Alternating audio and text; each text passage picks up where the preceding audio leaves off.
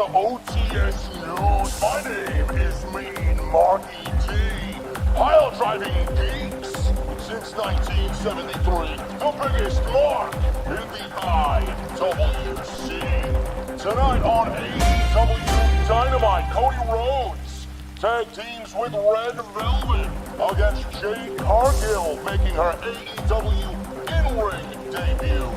And her partner is Shaquille O'Neal, NBA Hall of Famer, NBA legend Shaquille O'Neal.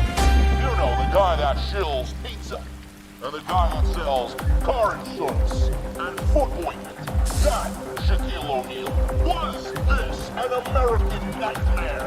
On Dynamite tonight, or did Shaquille O'Neal slam dunk on TNT tonight? Tonight's special at the bar, ladies and gentlemen, are shots, shots, shots, shots, shots. They are 2 for 14.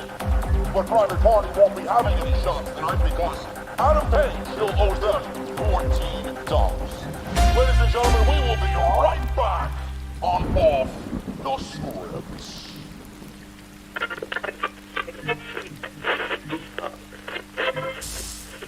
Let's see it.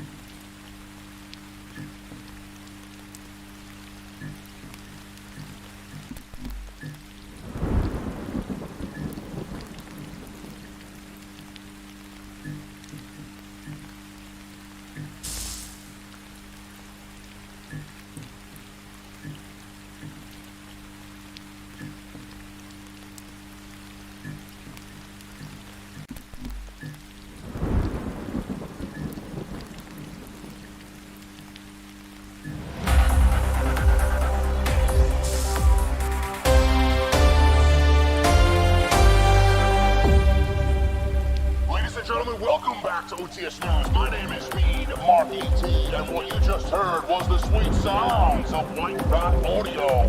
That one was called Manifesto.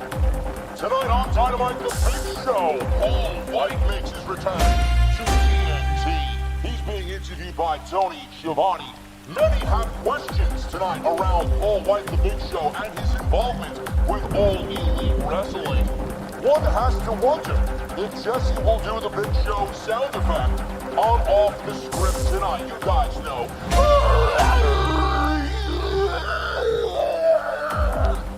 Boy, oh boy, ladies and gentlemen, as I listen back to that sounds absolutely terrible. But this is Paul Wight we're talking about. His in-ring ability is equally as terrible. I am unprofessional, but that's what I do. Also, news surrounds Tony Schiavone and why he blocked JD on Twitter only last week. Rumor has it that he walked into the venue and was unhappy with Titus's service. Apparently, Dana Brooke, according to sources, walked up to Tony Schiavone and instead of giving top-tier service for Titus Catering, she went on and on and on about how she could possibly join AEW's women's division and asked Tony what she could do to get better in the ring, being that we all know she is just as terrible as the Big Show. And rumor has it that right then and there, Tony Schiavone blocked Dana Brooke on Twitter. Ladies and gentlemen, this is your last call. Come up to the bar and get your beverages. The show is about to begin. I am mean, Marky D, pile driving geeks since 1973, the biggest mark in the IWC. This is your AEW Dynamite post show with your host, JD from New York.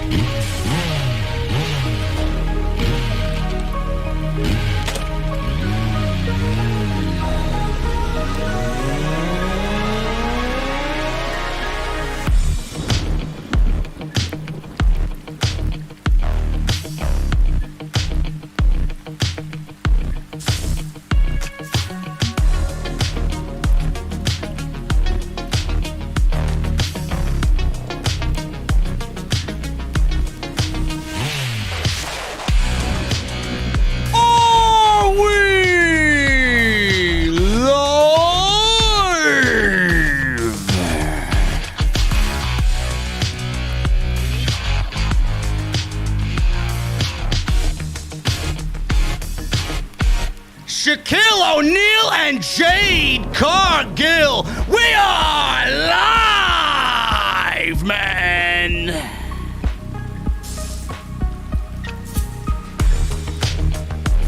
I gotta admit, bro. I gotta admit. Jade has it. And Shaquille O'Neal did pretty damn good for himself as well. We're going to talk about the mixed tag team match that was tonight with CODY RHODES and Red Velvets. No more BS for Paul Wight. Interpret that as you will. He is now with AEW and will announce on Sunday night the next big signee for All Elite Wrestling. Who exactly is it? And Nyla Rose, after beating Thunder Rosa, goes into the Women's Eliminator Final and loses to Ryo Mizunami. I gotta admit, I'm perplexed by this decision. We're gonna break it down, and your AEW news and rumors the only way we know how, man. You know what time it is. It's Wednesday night.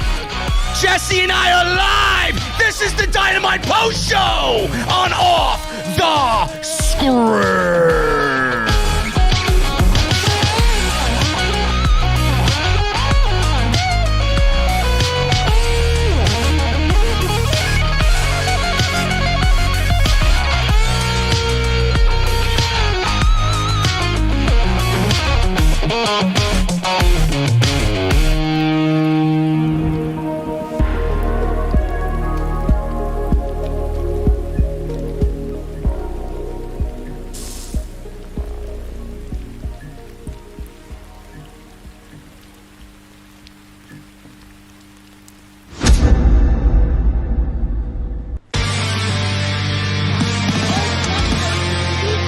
Delete. This is Marq.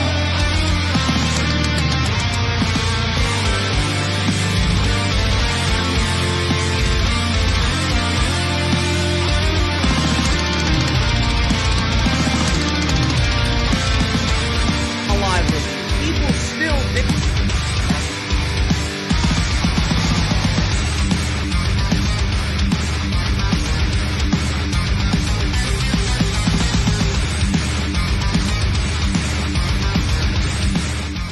What is going on, guys? Thank you so very much for joining us right here on Off the Script. This is your AEW Dynamite post show right here on OTS. I'm joined by Britt Baker's favorite patient, my good buddy, Jesse. What's going on, man? Are you going to be healed tonight, or are you going to be a baby face?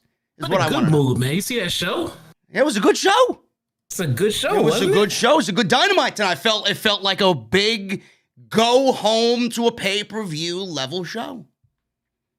What would I have to heal out about?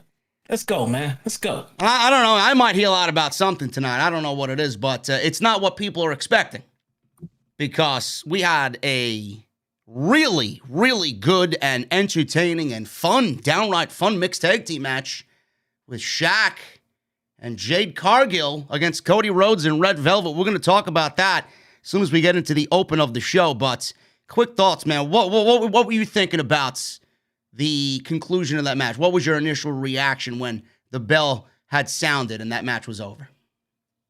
I was, it had the wow, I can't believe that just happened vibe. It reminded me of the Pat McAfee situation. And I saw the question coming up, which one was better? Pat McAfee's was better. All right. Absolutely. No doubt about it. Yeah. For all those who want to draw the comparisons, Pat McAfee's was better. But I don't know. For me, it was kind of like, it was the difference between a Mercedes and a BMW. They were both fantastic, for what they were supposed to be, what they were built to be. And I couldn't have asked for anything more from Shaq tonight. I mean, he already gave more than I expected from him. You know what this match reminded me of? It had the Ronda Rousey and Kurt Angle versus Stephanie and Triple H vibes for me. Yeah, it did give off those vibes. Yeah, I kind of agree with you. Yeah, I thoroughly enjoyed that match. It's one of those things, if you go into it and take it for what it's worth, just consider everything that's going on in it before you start giving it, a star rating, the same on the scales of any other match. For the entertainment value that it was supposed to be, for the people that were involved in it, and for the way it came off on TV, this was a winner. This was a fucking winner. Yeah, absolutely. Listen, it had no right to be that good because of all of the, I would say, the negatives surrounding the match. Shaq being in a ring on Dynamite in AEW, it kind of goes against their mantra, their mission statement. Then you got Jade Cargill, who's never seen a ring in her life. Then you got Red Velvet. How is she going to perform on the big stage? Literally the biggest match of her career. And it all kind of worked out in the end, and I'm glad that it did. Yeah. It was entertaining. It was fun, and it was interesting to watch all the way through. And I guess that's the part of the match that Shaq brings to it. He doesn't even have to do too much, but just the fact that he's there, doing moves, taking bumps, no selling.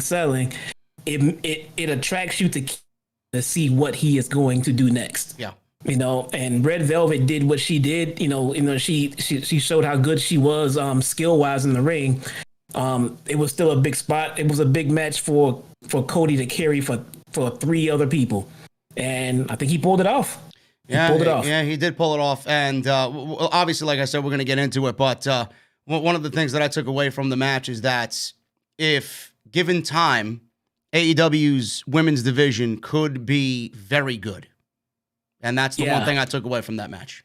Yeah, I don't know what the deal is with Jade Cargill and AEW going forward. I mean, part-time, full-time, in training, trying to figure it out. I don't know.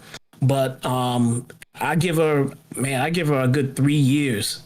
If she's full-time to stay with the, in this business full-time and to give it a full go, I'll give her a good 3 years of in-ring experience, and she's going to be a difference maker.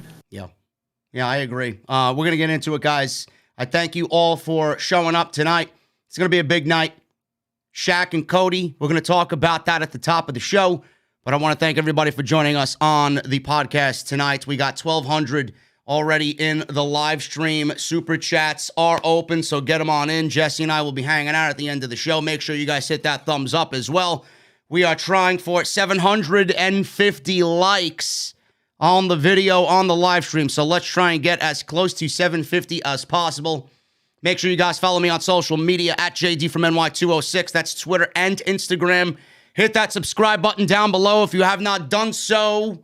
Please hit that subscribe button. We got a lot of great content coming up this week. We got SmackDown on Friday. We got Off the Script on Saturday, episode 367. And then we will be live for AEW Revolution on Sunday nights. I'm not sure if Jesse's going to be joining me on Sunday nights.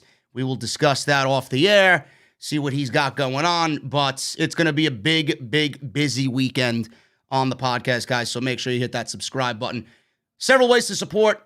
Patreon, number one, patreon.com/JDfromNY206. Go get your t-shirts and your masks. That's bonfire.com for your t-shirts, the exclusive home of Off the Script. Go get your masks. Mouthmasker.com/OTS. The black Off the Script masks are still in stock. If you guys missed any of the other videos on the channel, if you want to go catch my Monday Night Raw podcast, the post show from Monday night where Bobby Lashley finally won the WWE Championship from The Miz after 17 years. First time in 17 years. Go and check that out. The big question is, where do we go from here into WrestleMania? And as of today, there was a lot of chatter beforehand, but it seemed like it was ramped up today, Jesse. A lot of talk about Brock Lesnar today. Are we going to see the Beast come out of nowhere and challenge Bobby Lashley at WrestleMania? Yeah, that was a lot of Brock Lesnar mentioned on official WWE programming for me to. That's the second time Corey Graves said something. Second week in a row. Yeah, and I mean, come on, dude. And then Bobby Lashley won the WWE title, and then the very next day, he's putting out a tweet talking about him and Brock Lesnar. Now, one would think that he doesn't want to do anything to piss off upper management. He wants to play everything by the rules. He wants to be the perfect champion for Vince. Why would he go on social media and say something about an unsigned talent without permission from anyone? So, it's funny how Bobby Lashley's, like you said, just going back to what you said, when he won the WWE title, he's already throwing that title in Brock Lesnar's face. Hey, look, now I have something that you may want. Right. You know? That's all you need to do. One of Vince's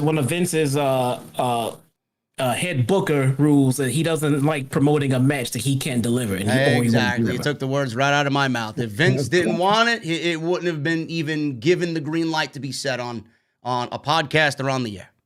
Nope.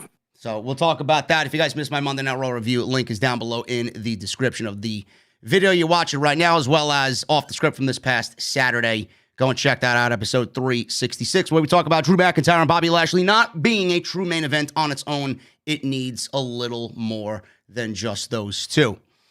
Jesse, we're going to start at the top.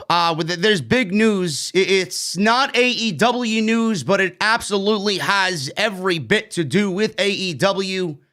And I was saving this for tonight. I'm probably going to talk about this again on Saturday because I'm sure more news will break and we'll get more confirmation when we head into the weekend. But I'm glad you're here to talk about this with me because I've been waiting for this for over a year. I know a lot of people are waiting for this to happen, and it looks like it's a done deal.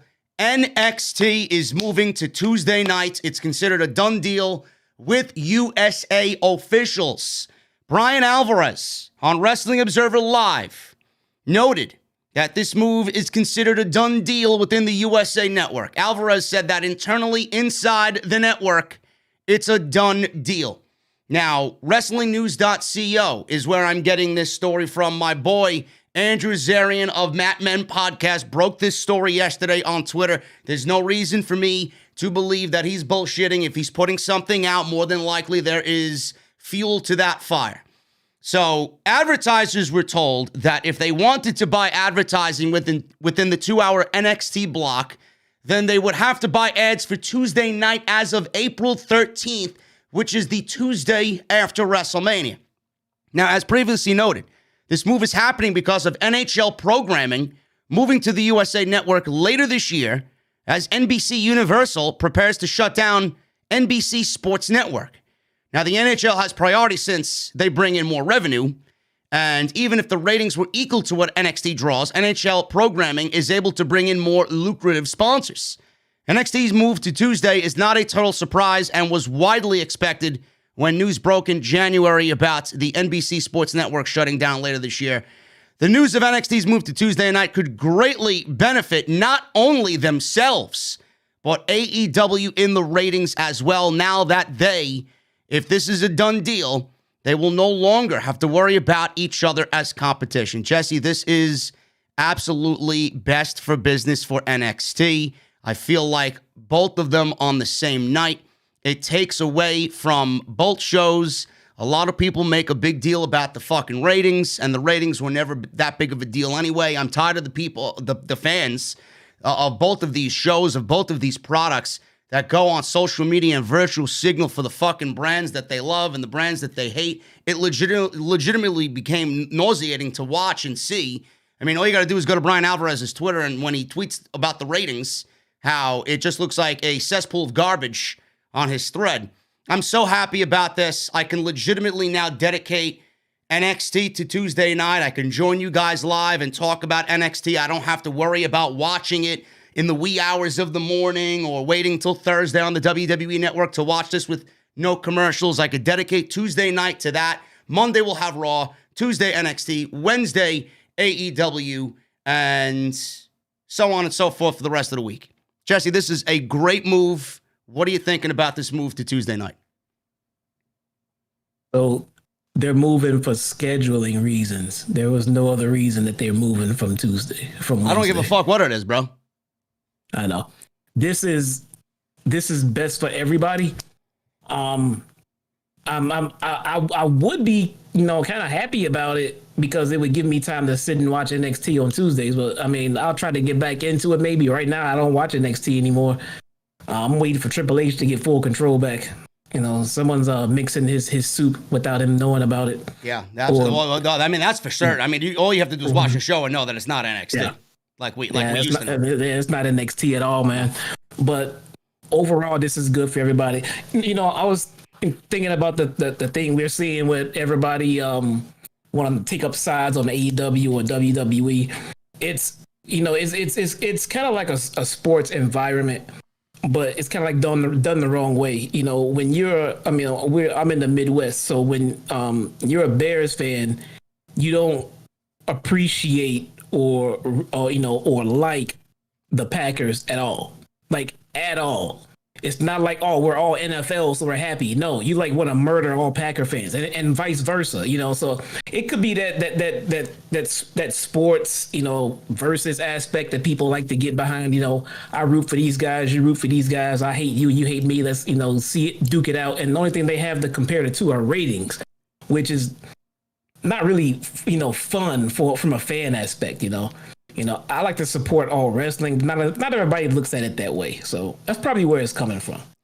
Now, do you think with NXT's potential move to Tuesday night, do you think that the show will be presented in a different way, maybe somewhat similar to what you and I used to watch on the WWE Network? Is it going to go back to being back to the basics, simple, making things feel a little bit more legit and not rush to jump at the fact, hey, man, we got to combat AEW now. Let's try and do this. Even though it doesn't make sense, we got to combat them the best we can. Are they going to go back and now finally just do what they need to do to create a great show like we know that they can? Does this move help them in that sense? It's going to come down to a couple of things. It's going to be one of those, if does Vince not care as much anymore now because they're not going head to head with AEW, or it could still mean, this whole ratings war might not be over. After NXT gets settled into the Tuesday night slot, how long before then the comparison of, well, what did you guys do on Tuesday night versus what these guys did on Wednesday night? Oh, no doubt about it. That's going to be there because of the virtual signaling fans out there that have an IQ of a box of rocks. But It's going to happen, and I don't even give a shit at that point. I just want two good shows that I could dedicate my time to individually as a fan. As a fan, this is an unbelievable move. As a product for AEW and NXT, this is a great move. Now you're gonna see NXT get the ratings that they should be getting on Wednesday night, on Tuesday night, whether that's anywhere between 800,000 to 1 million. Who knows? Depending on what type of quality product they put out there, I'm hoping for the best in that regard. But with AEW, Jesse, now what I'm thinking about with this move, now this is something they don't have to worry about anymore. They have Wednesday night all to themselves, and we could start possibly seeing AEW generate over 1 million ratings. I'm not going to say it's going to happen regularly. It's not going to be a consistent thing every week, but we're going to see AEW trend upwards towards 1 million. How soon before we start seeing AEW now kind of creep into the, hey, man, I think we can compete with Monday Night Raw because of this move? Now, I'm not saying that. I'm not saying it's going to be immediate. It's going to be. I won't even bother doing it, to be honest with you, because there's no good that comes with that right now. But eventually, 5 years from now, maybe by the time they get a new contract with TNT, maybe they'll be in position to do that. You thinking 5 years? I'm thinking more like 5 weeks, 5 days. Look, Raw's rating trending is going down. AEW's has been climbing, and now with NXT moving, it's gonna skyrocket. By the way, before you go on, the ratings for Raw with Bobby Lashley winning the title on Monday barely broke a 1.8. So that is just pathetic. Yeah, I mean, so they're trending down. I mean, at this point, it won't be as much about AEW catching them; it'll be WWE falling back to AEW. But again, I'm not a big ratings war guy. I was kind of on board with the AEW NXT war, quote unquote, but not about the ratings. It was more like I kind of enjoyed the friendly banter between the two locker rooms. I mean, we know they're all fucking friends, in real life. I mean, so I didn't mind the friendly competition. Maybe some under the table jabs at each other on promos here and there. There was nothing wrong with the whole ordeal and how fun it could have been, But if one side is being a real stickler about it and being a jerk about it, then it's not fun. We see how well AEW plays with others, but WWE does not. So. No, but in the end, this is a great move for everybody. I was thrilled when I read this, and I'm like, finally, we got some good news to come out of NXT. That's the best thing that's happened to NXT since they moved to the USA Network. So that's happening after WrestleMania, guys. That Tuesday after WrestleMania, it should be announced. According to WrestleVotes and some of the people that I'm close with that are in the know, the announcement should be imminent. And they did announce a takeover for WrestleMania week. So we're getting a takeover, Jesse, on that WrestleMania Thursday. So it's going to be a loaded fucking week during that WrestleMania week. And I didn't think that was going to happen. I don't know why we're getting another takeover so soon, but I guess they want in on that, hey man, coming out party. We got fans back. I don't know where it's going to be, but they want in on the festivity. So we got another takeover happening that Thursday at WrestleMania week. I don't know if it's a good idea. I think I'd hold off.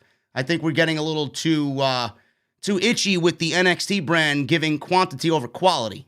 That's why it's dipped in the last year and a half or so, because they're just kind of following the basis of the main roster. We're seeing too much of it, It's and then obviously on top of that, we're incorporating main roster-esque storylines to NXT. It doesn't have that same vibe anymore. Yeah, what's Friday? Hall of Fame? No, it's Thursday NXT. We don't have a name yet for it, but then we got Friday SmackDown, Saturday WrestleMania Night 1, Sunday WrestleMania Night 2, and then Monday Night Raw. So I mean, it's going to be a fucking wrestling heavy week. So make sure you guys bring your pillows. I don't know if I like that pay-per-view TV show on pay-per-view. Yeah, well. I understand the schedule-wise and everything else, but I mean, I wonder if it's feasible for one night only. Put SmackDown on Wednesday and then move TakeOver to Friday. On Thursday. Put SmackDown on Thursday and move TakeOver to Friday. Yeah, well, I don't know. I know you're switching the streams. You got Fox and they're, scheduling and everything else, so it's not that easy. So I get it. Yeah. So we don't know where that's going to be, but they really didn't announce it. They just kind of broke the news, I guess, accidentally today while doing something with the WWE Network and showing you what you could get in April with the WWE Network moving to Peacock, and TakeOver was listed as one of those things. So it is what it is. NXT is moving to Tuesday night. I think that's a great move for all involved, both promotions and fans, no question. Now, Jesse, we're going to get into the top of the show here with Dynamite.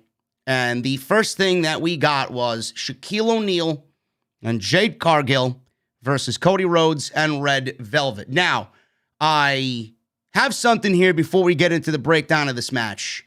Something that Shaquille O'Neal actually said about what we would expect before the match actually took place, what we would expect with his match on Dynamite tonight. He says this, saying that his AEW match will top past celebrity wrestling matches. He says this, and I quote, "Oh, I'm winning, guaranteed. I'm the type, I can never back down from a challenge. I'm not a professional wrestler, but I've been in a match before. I've got a lot of moves in my own arsenal. When you step inside somebody's world, you have to stick to what you're masterful at. I'm not an acrobatic guy. I'm not going to be jumping off the ropes. I'm coming with the power game. When I get hands-on with him, I'm going to display this power. I'm the type of guy that if I have a look and see you do it, I got it." So that's what he says, and then he goes on to say, this one will top them all as far as past celebrity wrestling matches. Now, we know that's not true, but Shaquille O'Neal held his own. Jade Cargill looked really, really good in her debut match. We criticized her for these vignettes where nothing wrestling related really came out of them. It was just her looking really good. She's obviously very photogenic and she looks good on camera. But as far as Jade Cargill goes, I will say this. She looks the part. She has it. Whatever the fuck it is, she has it. Yeah, she has it. She has it. She executed what she did very well. Now, the thing with her is, and I didn't like it, it might have been a little too much of it in my honest opinion, and I don't know if it was being done to kind of fill in those gaps where she's not really ready, which we know she's not. She's not TV ready, so she was doing a lot of showboating, a lot of posing, a lot of that type of stuff, all in between the moves that she was doing or the sequences that she was doing with Red Velvet. But as far as what she did as executing moves, she looked pretty damn good, Jesse, and I got to admit, I was impressed for her first time in the ring. Still green, but man, if you give her time to grow and mature, we could be seeing something very special in her. She is awesome, man, and I saw what you're talking about, and it's common, because again, she's very green, and a lot of the times you don't know what to do with yourself between spots, between moves, and they gave her something of comfort to go back to, and that was flex for the camera, heal it up, do this, do that. I mean, after you do a spot, you just can't go run into the next spot. Pace yourself, stop, flex, think about your next spot, remember it, do it the right way, and slow the match down. She did everything to perfection in that regard. She did get repetitive in her moments between spots, and that's what we saw. But that's a part of being green. We all know that, and that's something that you'll overcome. You can overcome, what to do with yourself between spots. You can't overcome not knowing how to do spots, and she looks the part. She reminds me of a young Chyna. She is very charismatic. She's not afraid of a microphone, and she is not afraid of her camera. She knows her camera spots. I think she's going to be all right, man. I can't wait to see her grow and develop. You know what I liked about what she did today? When she was throwing punches, she looked legit. That I will say about her. But when she was ducking and dodging and weaving whatever Red Velvet was throwing at her, it didn't seem like it was choreographed. It almost looked like she was, I don't want to say in an action movie, but she had good moves where she was ducking and dodging out of the way, and then she was throwing punches, and Red Velvet was ducking and dodging. I like that little back and forth between them, and I think that there's something there. But as far as her presentation, she looks great. The in-ring is going to come if she sticks with it. I don't know what type of training she's going through, if it's extensive or not. I have no idea, but I mean, it can't get any worse, Jesse. It really can't. We were here contemplating, is this going to be a fucking nightmare legitimately? Is this going to be an American Nightmare on Dynamite? Is this going to be a disaster? Because we both had it in our minds that Jade Cargill's teaming with a celebrity in Shaq, and Jade has no experience. How are you going to have this woman in a match, realistically, where she's going to have to lead on her team through the majority of it? And it really didn't even end up being that way because Shaq held his own. Shaq fucking held his own, and he did not look out of place tonight. Yeah.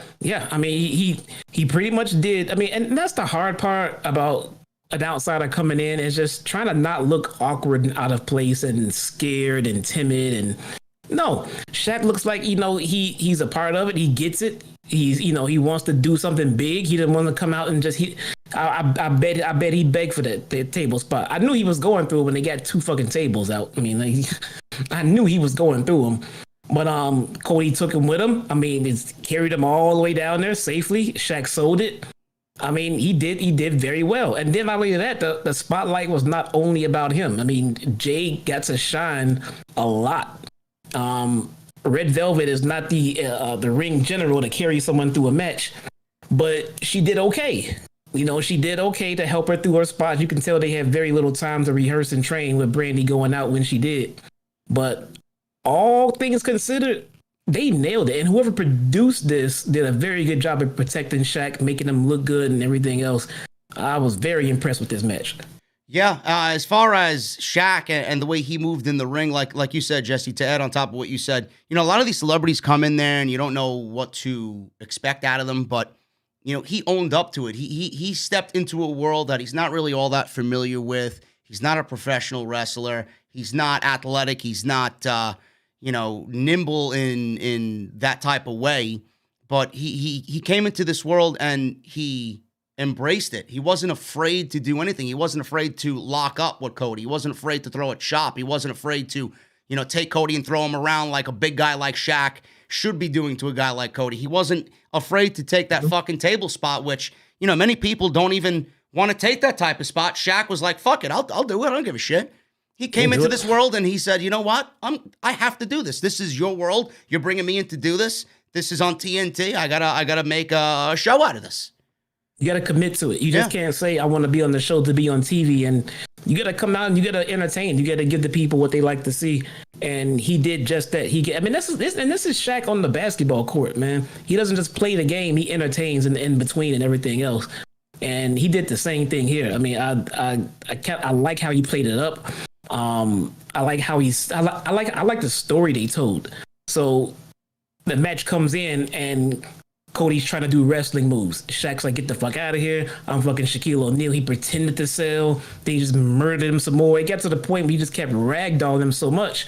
Cody just said, well, fuck it. I'm taking this guy out. Me and him going over the fucking rope and through the table. Yeah. And then they were out of commission. That was perfect. It was perfect. I loved it. So as far as Shaq and his wrestling ability, Jesse, do you think that Shaq is better than Nia Jax? Oh, man. Does Shaq have a better power bomb than Nia Jax? Look, I'll say this. All right, I'm trying to be serious and all right, listen, fuck Nia Jax. Does Shaq have a better in-ring repertoire than Tamina Snuka? Oh, God, yeah. There you go. That's all I was looking for. That's all I was looking for. One or the other, man. It was either going to be her or Tamina. There you go. And as far as Nia Jax goes, I'll tell you this much. So far, we don't know yet, but nobody got hurt. Nobody got hurt? Nobody got hurt. So that's got one up on her. I'm wondering what's happening with Dana Brooke, man. Jade Cargill comes in on night one, and she's a better pro wrestler than fucking Dana Brooke. At least she knew how to run the goddamn ropes. Yeah, but can Jade Cargill help out in catering? You kidding me, man? We go. You don't take someone that looks like that and put them in catering. I mean, look. Titus would be lucky, believe me. Yeah. Jeez. He could put her on all the fucking posters. They'd be lining up around the fucking block. Yeah. She's one of those talents where she has it, like you said, she has it, but her future is not, laid out. There's a lot to go through, backstage wise, politics wise, and personality wise, and interacting with the rest of the locker room wise, and all that shit comes together. Yeah, then she'll be it. But she could have a private life that comes up to haunt her. She could get injured. It could be so many other different variables. But if everything else that comes with being a superstar pans out, she will be superstar in AEW, man. Yeah, absolutely. I'm looking forward to seeing her growth after this this debut match, which we were all worried about, and I think she passed the test with flying colors. But we got Shaq in the ring with Cody. They started the thing out. They locked up right away. Shaq was easily just throwing Cody around, and he had a nice collar and elbow tie-up. He threw a nice big overhand chop. That sounded really good. He then countered Cody running the ropes with a back body drop, which looked great. So he knew what he was doing in there.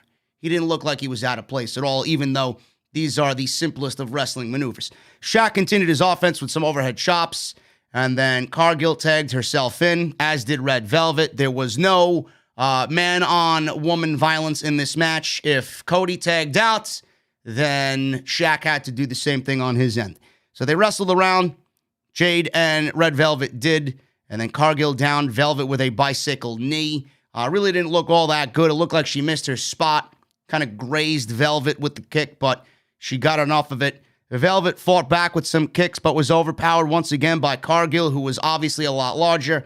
Velvet landed a diving crossbody, which looked great, but Cargill rolled through, and then she hit a fallaway slam. Really nice fallaway slam by Cargill on Velvet.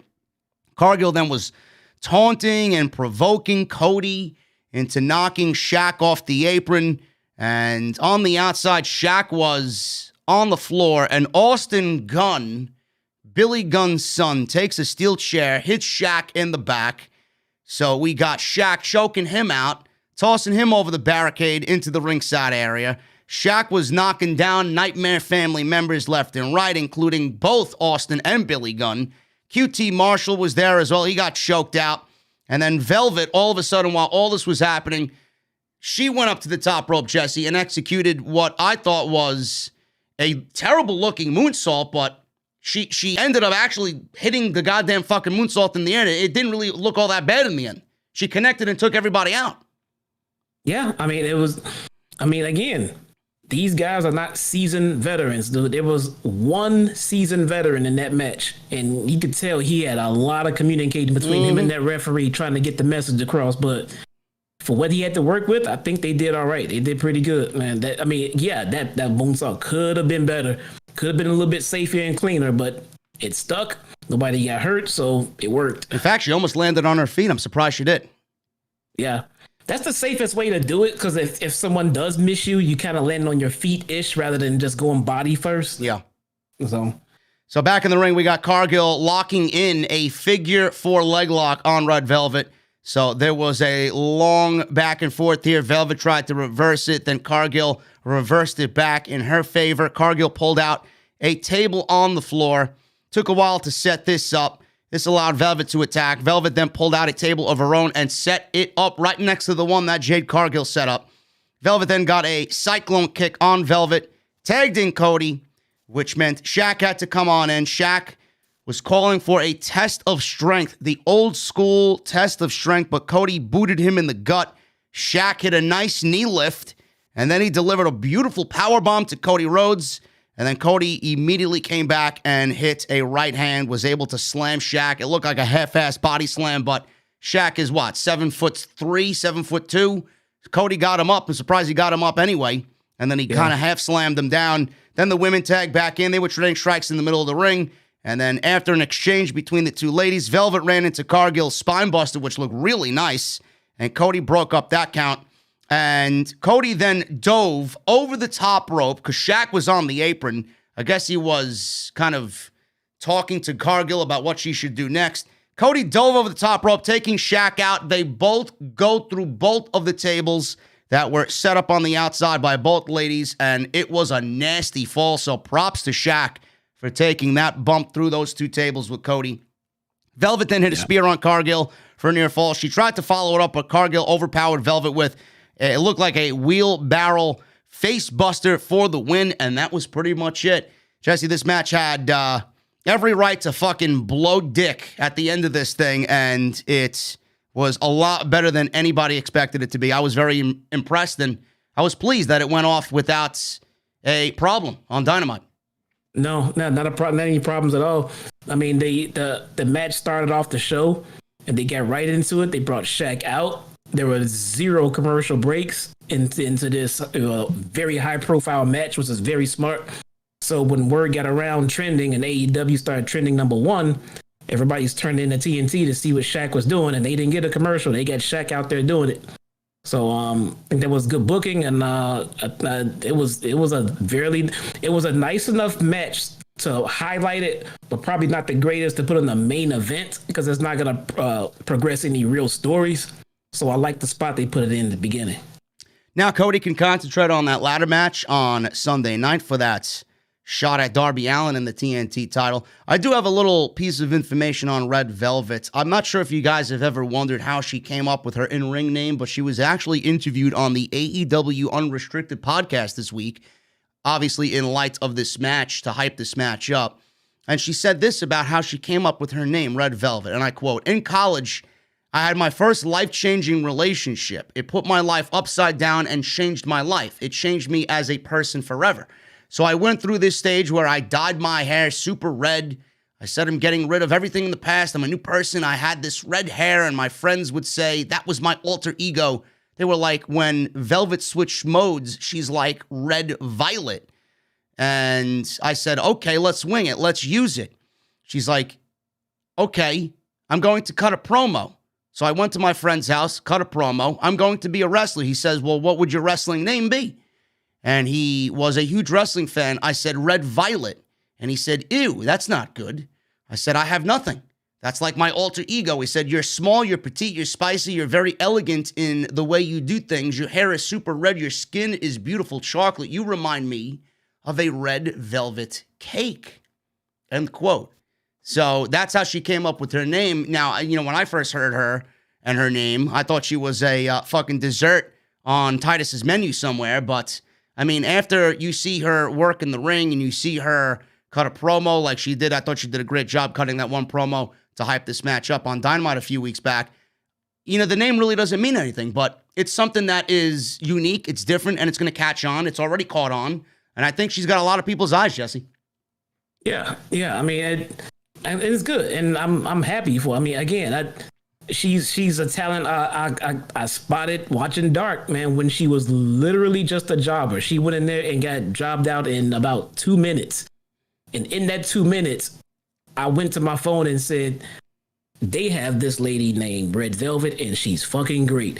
2-minute jobber matches. When your talent shines through, when you're trying to enhance someone, you have talent. You have it. You have it. That she does. She definitely does have it.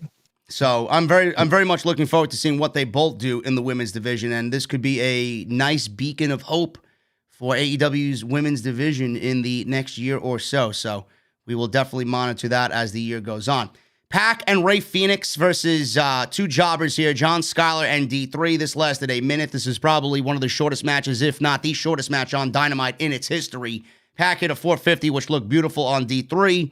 Fenix then landed a sit-out knee to the skull for the win.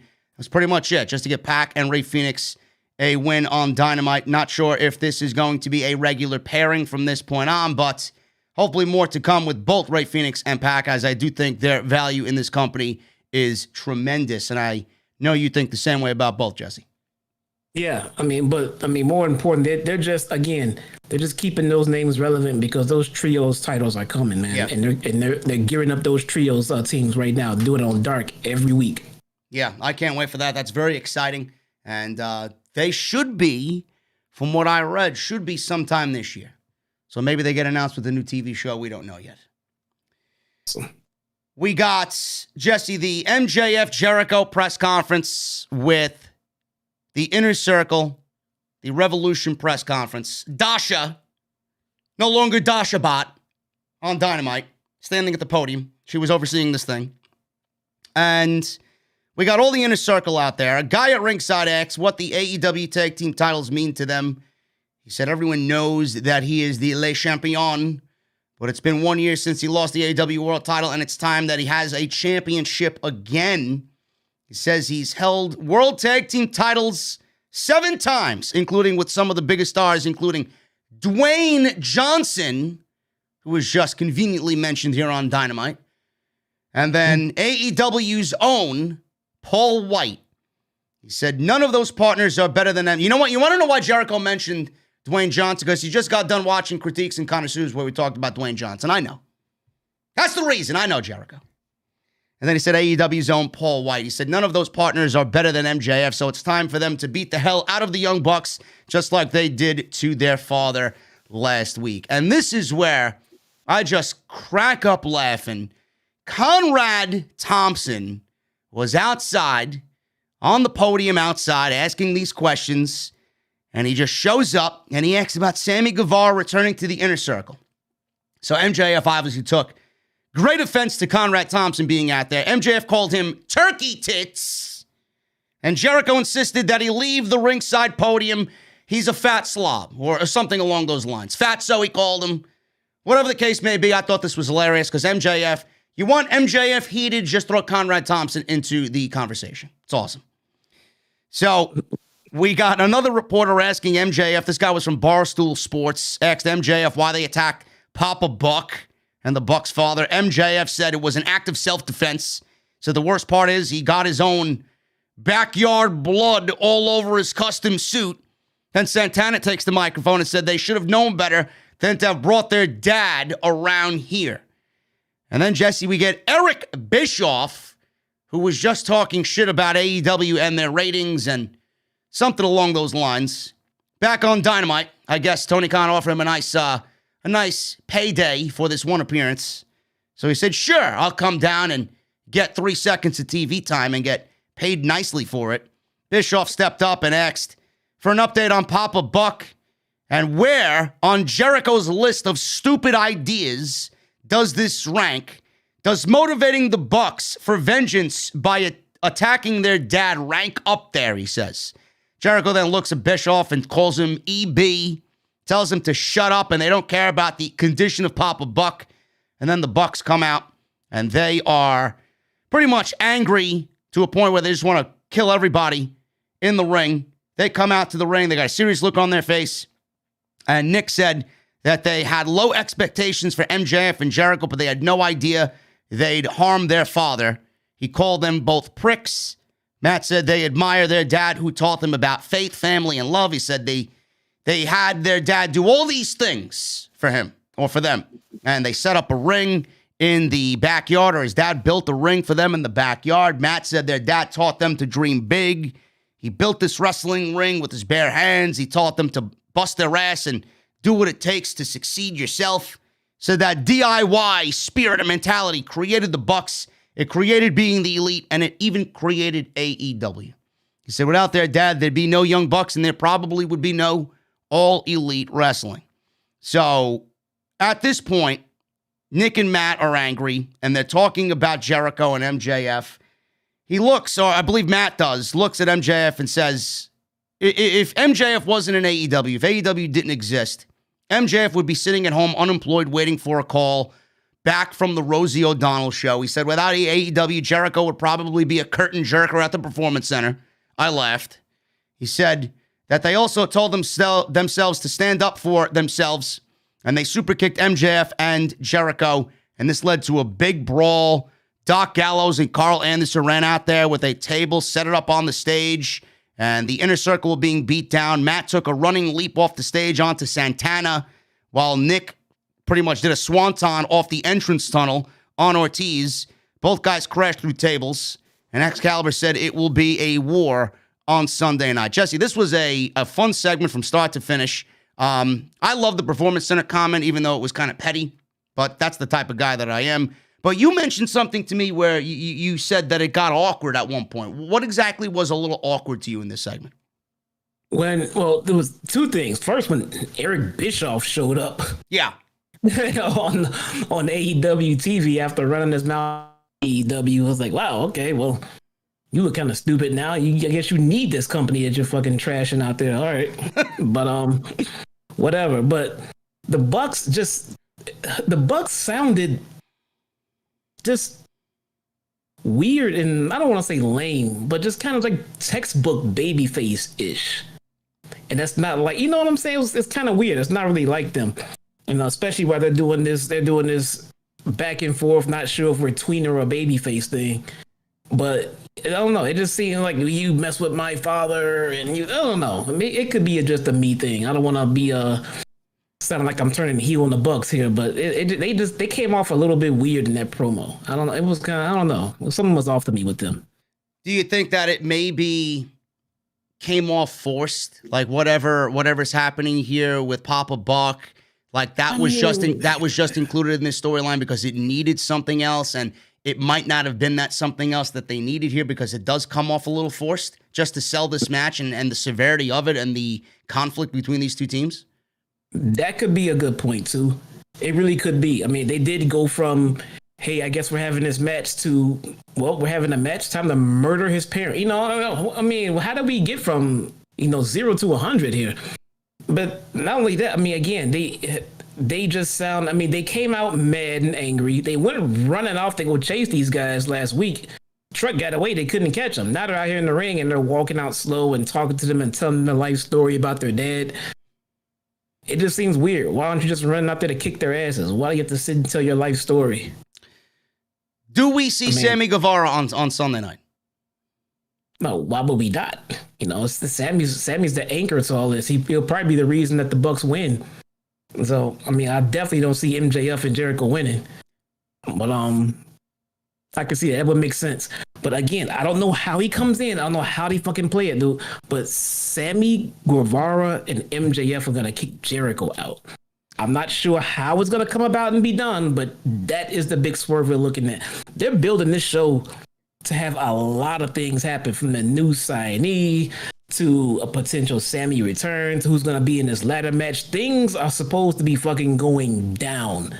And that double swerve type deal would be something big going down. So yeah, we see Sammy for sure. Do we see some sort of conflict between Gallows and Anderson and the Bucks? Because I forgot to mention this last week when Papa Buck was being beaten up by MJF and Jericho, and I forgot to mention this on the review last week. Both of those guys went into the ambulance with Papa Buck, and they were there for moral support, emotional support for the Bucks. Is that going to come back and kind of rear its ugly head? Do we see them kind of turn on the Bucks? Is it all like a swerve? Like, they were there for a reason. I don't know what that reason is, but do we get the Good Brothers versus the Bucks in some sort of title versus title match? Well, that match is coming. They've been teasing it for weeks. Yeah. I mean, especially on BTE and everything else, all of the lame attempts to lie as to why they didn't show up to hell, why they're doing. I mean, they're teasing it. It's going to happen. When, I don't know, does it need to be title for title? No, it probably won't be title for title because you don't want one of those teams carrying around all of those titles, especially if the Young Bucks are going to go somewhere else and they're going to drop them. But it could be, but I don't see them putting, all of those titles on one tag team like that. So I don't know about title for title. Well, you think the match is happening? Definitely. Okay. Definitely. Well, I'm excited about this match between the Bucks and the Inner Circle on Sunday night. Just for that Sammy Guevara aspect of it. Very curious to see where they go with this storyline. And I'm in agreement with you. I do think that MJF and Sammy Guevara kick out Jericho, and I do think that MJF is the leader of the Inner Circle. I don't know where Santana and Ortiz, remain in this, but I do have a feeling that we will see them break away and do their own thing, which I think is long overdue. I think we get Proud and Powerful going back to their LAX roots. I think that's coming. I'm not sure if that is the direction that they're going, and this is just me spitballing with you guys. I do think that we see Santana and Ortiz at a different level, a better level, something that we were very familiar with when they were in Impact feuding with the Lucha Brothers. Yeah. Well, they gave them a microphone tonight, so that, it's progress. Yeah. I kind of forgot how good they were on the mic too. I mean, they just Santana's excellent. Yeah, they just have a lack of getting it. I mean, again, I always go back to this. There's so many different storylines and moving parts going on. It's hard to get everybody the microphone time and the TV time that they need. So that's why I'm, for one, glad there's more programming coming up because they have a lot of stars to showcase. Yeah. We'll talk about that in just a little bit when Paul Wight makes his AEW debut here on Dynamite. FTR, Cash Wheeler, and Dax Harwood with Tully Blanchard. This was Tully's first match since 2007. And he came out with the old silver NWA United States Championship. This was a six-man tag against the Jurassic Express, Jungle Boy, Luchasaurus, and Marko Stunt. This was a fun match. A lot of theatrics here just to play off the fact that FTR are wily heels and they were going to do anything they had to do to win. They even had J.J. Dillon out there in their corner. So this was, if you enjoy the old school, then you would have enjoyed this match. My goodness. The memories, man. I know. Memories. So all six men squared off before the bell rung. Jungle Boy and Harwood were the two in the ring. Throwback to their excellent match a few weeks back. One of the best matches on AEW television so far in 2021. So Jungle Boy dispatched both FTR guys with drop kicks before going after one of them on the outside. I believe it was Cash with the snap trap or snare trap submission hold. Harwood was too close to the ropes and Wheeler pulled Jungle Boy to the floor. So Jungle Boy and Wheeler wrestled on the floor. Dillon then slipped Harwood his shoe. He took his shoe off, handed it to Dax, where we got him hitting Jungle Boy in the face with it.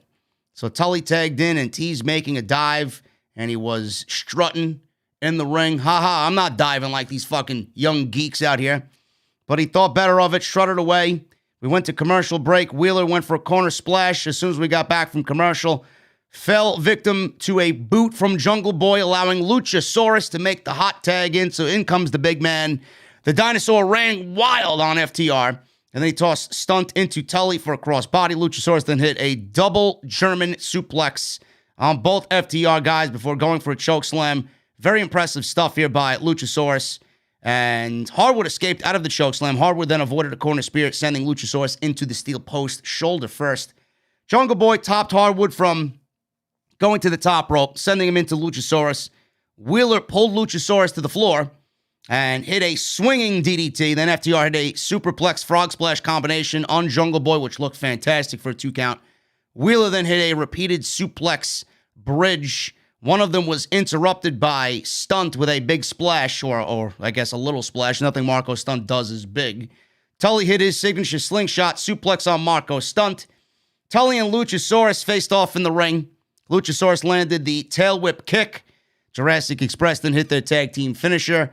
And Wheeler, he was in, I believe, the Jurassic Express finisher at one point. He kicked out. Jungle Boy tried to land a dive on Harwood and Tully, but I don't know if it was a camera guy got in the way.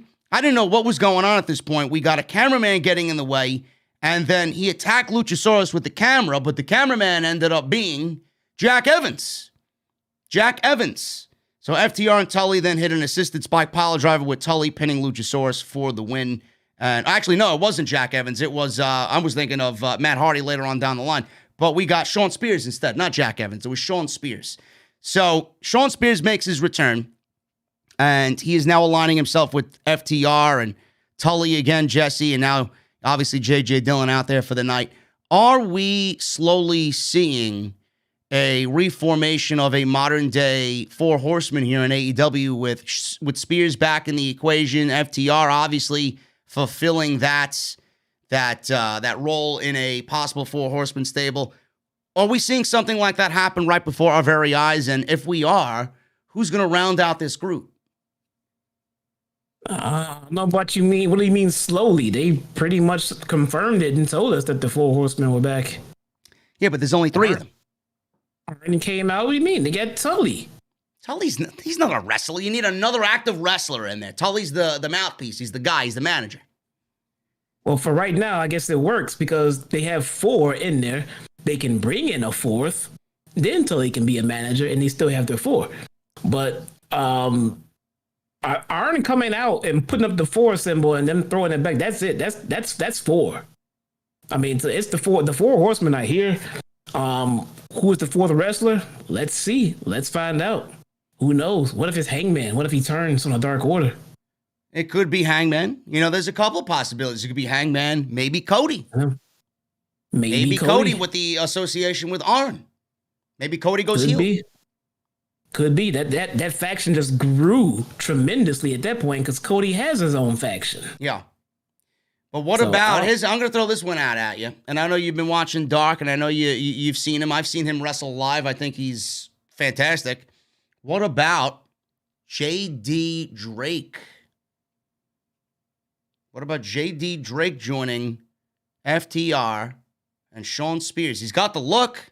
He's got the feel for a Four Horseman. I think he'd fit right in with Tully and Arn.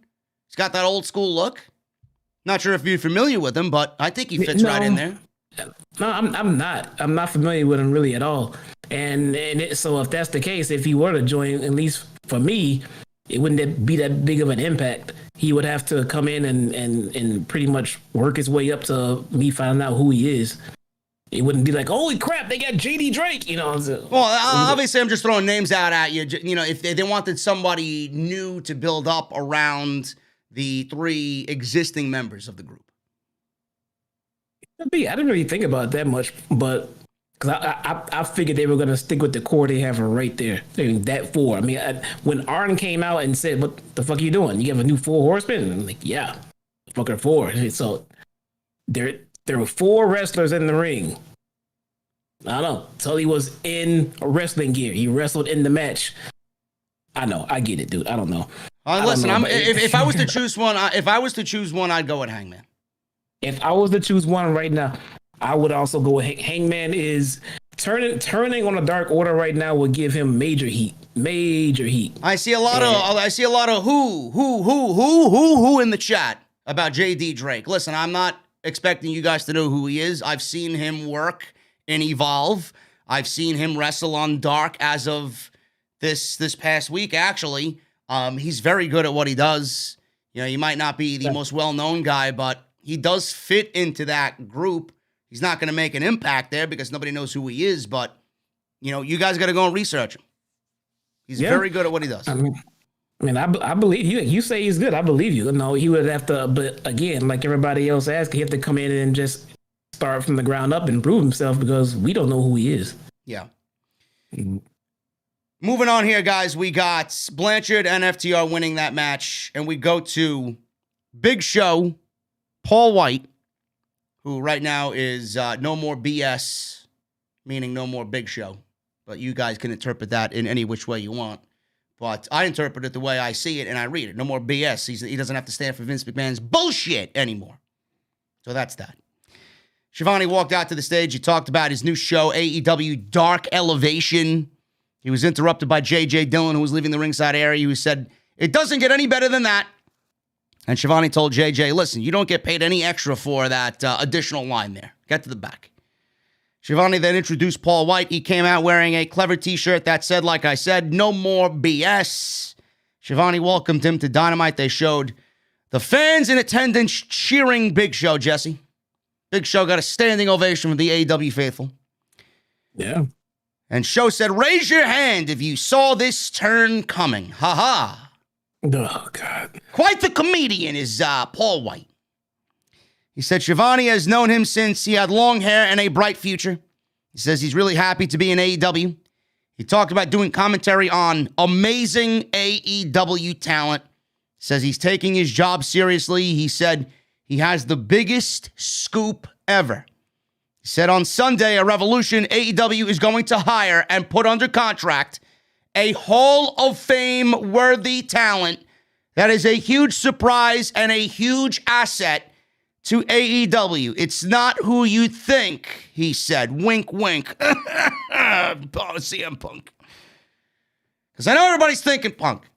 He said, but listen, it's not who you think. Tune in to find out who they got. Now, first of all, Big Show, okay? He's on Dynamite. There's your first AEW Dynamite Big Show fucking sound effect, okay? You even had the fucking announcer in the beginning of the show during the intro give you a Big Show sound effect. Jesse's not going to do it here. I got to do it for him. Now, Jesse, I don't know who this Hall of Fame talent is that they got on the contract. That's a big surprise and is going to be a major asset to AEW. You know, when you say major asset to AEW, that means a select few. And I'm not talking about a Carlito, which I heard his name being thrown around. See some people on Twitter saying Rob Van Dam. That's not a huge asset. Rob Van Dam. What are you talking about? It's not fucking ECW in the fucking 1990s, clowns. Come on. Now, it's not Punk. It's not CM Punk. Punk is not coming back in a half-empty fucking Daly's place. It's not happening. Okay? I'm going to throw a name out there, Jesse, and I want you to tell me what you think. What about, and no, clowns, it's not Brock Lesnar either.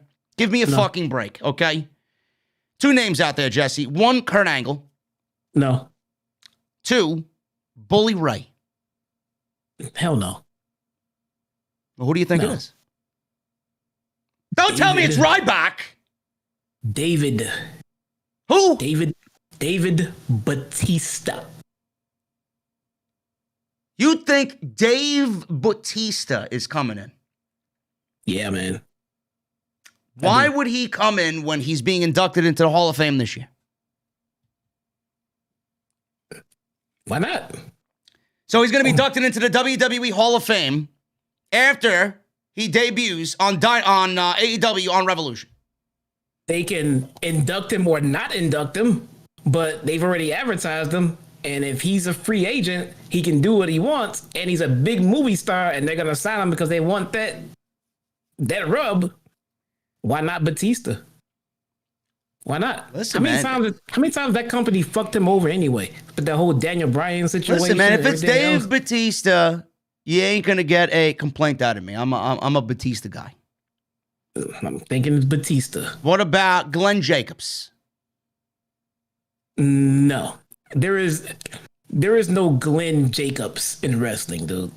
No, there is no Glenn Jacobs. He can't show up as Kane, so no, he is not showing up. If he's not Kane, he's not a wrestler, dude. No. What about AJ Lee? She's a Hall of Famer. He could be a Hall of Famer. She could be a Hall of Famer. She could be a huge asset. But she said that she doesn't want to go back into wrestling. I know that means nothing. But if AJ Lee shows up, everybody will be excited for about 10 minutes before they start asking the question. They won't stop asking forever at that point. Where's the husband? I don't know, man. Listen, AJ, if AJ comes back, it's only, like you said, it's only gonna be about CM Punk. But I do think she eventually comes back. If Punk is in AEW's pocket, like I know that he is. That's just me speaking on my behalf. Jesse feels the same way. I do think that we see AJ Lee as a package deal. If Punk shows up, we can start looking for AJ Lee to show up. She's not going to show up before him. You know, I see a lot of people in the chat saying Christian Cage. Why would Christian join AEW when Edge is in the middle of a 3-year contract with WWE? Yeah, and I think they're planning his in-ring return too. So no, I don't see that happening. No, I don't know, man.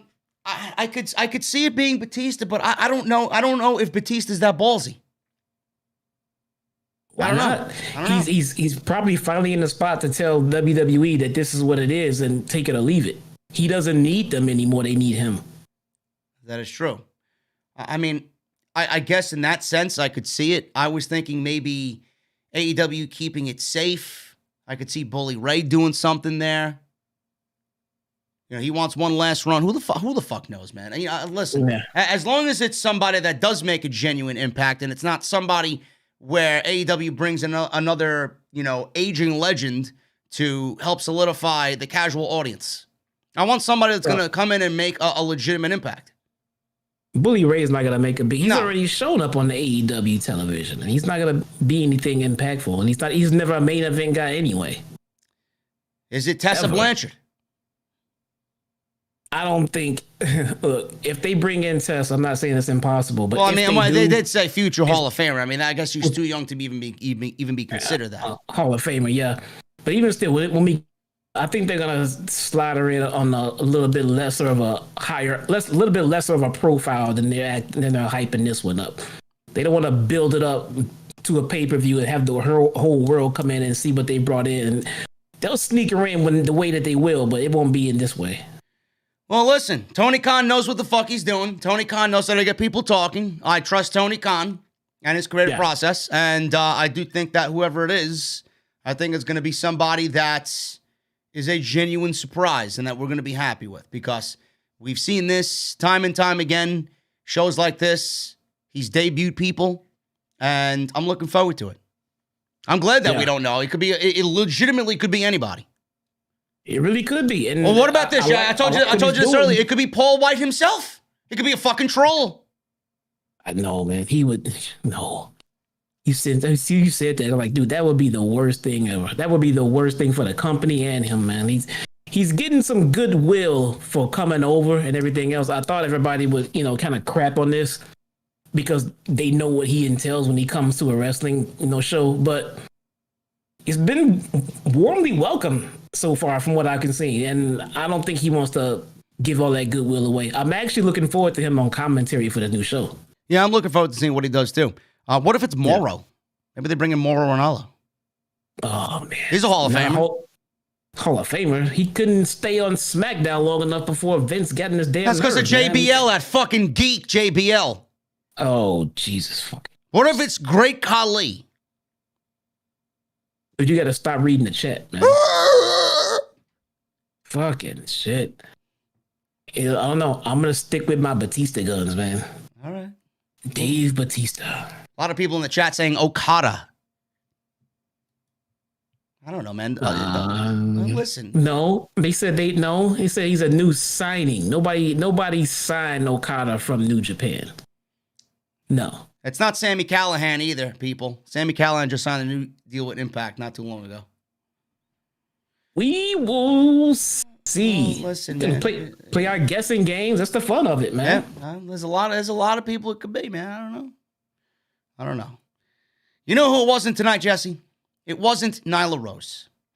I don't know what the fuck happened here, but this is legitimately the first time I watched any of these Japanese women on AEW television, and we got the pleasure tonight to watch Ryo Mizunami against Nyla Rose in this final of the Eliminator tournament.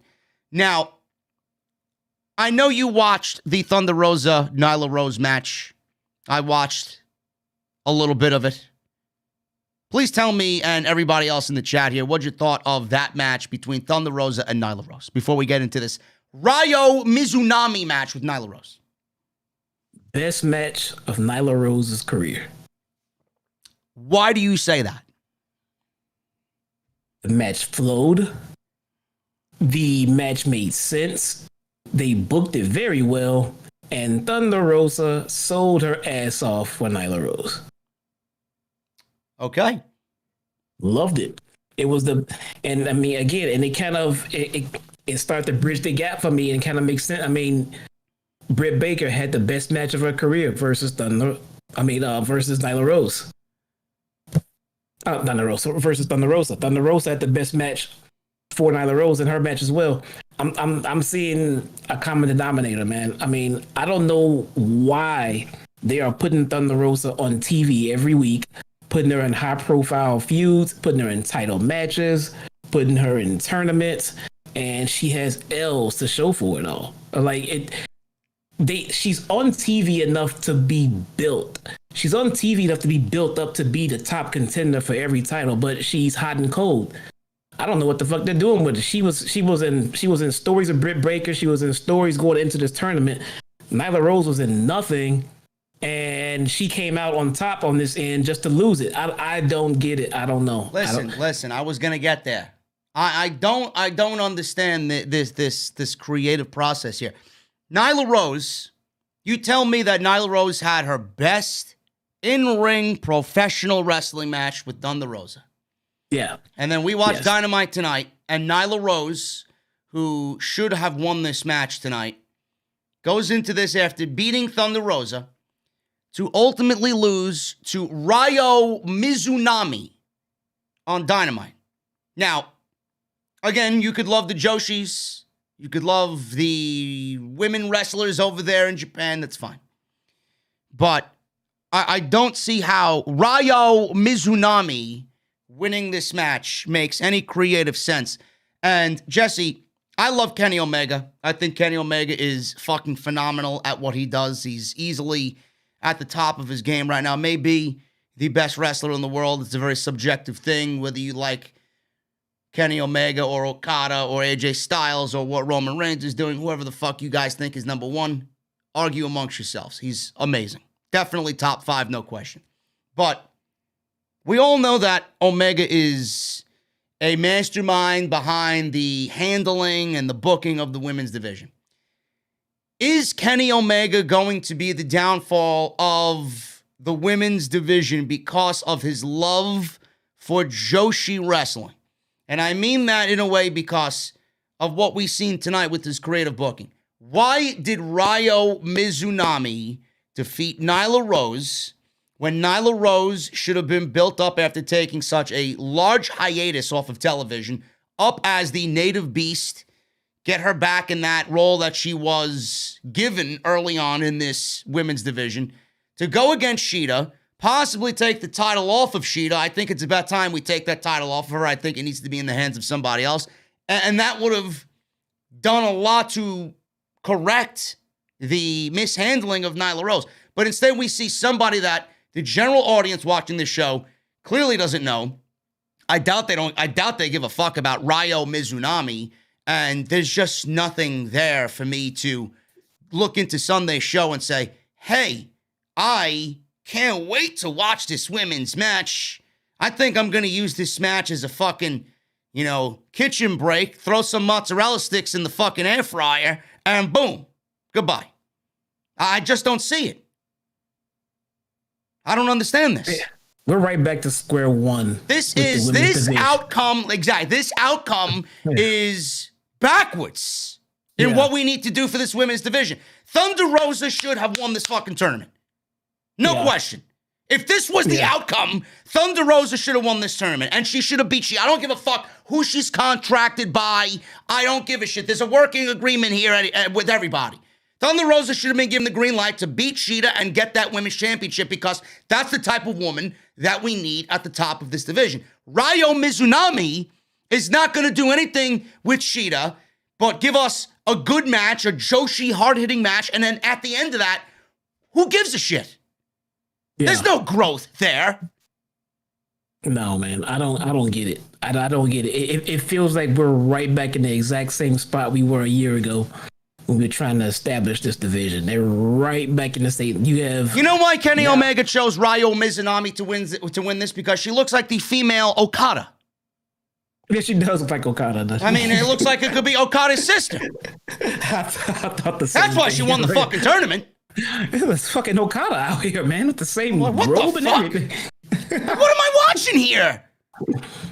Yeah, I don't get it. It didn't. If you wanted a Japanese one, I don't know why Maki Ito wasn't there.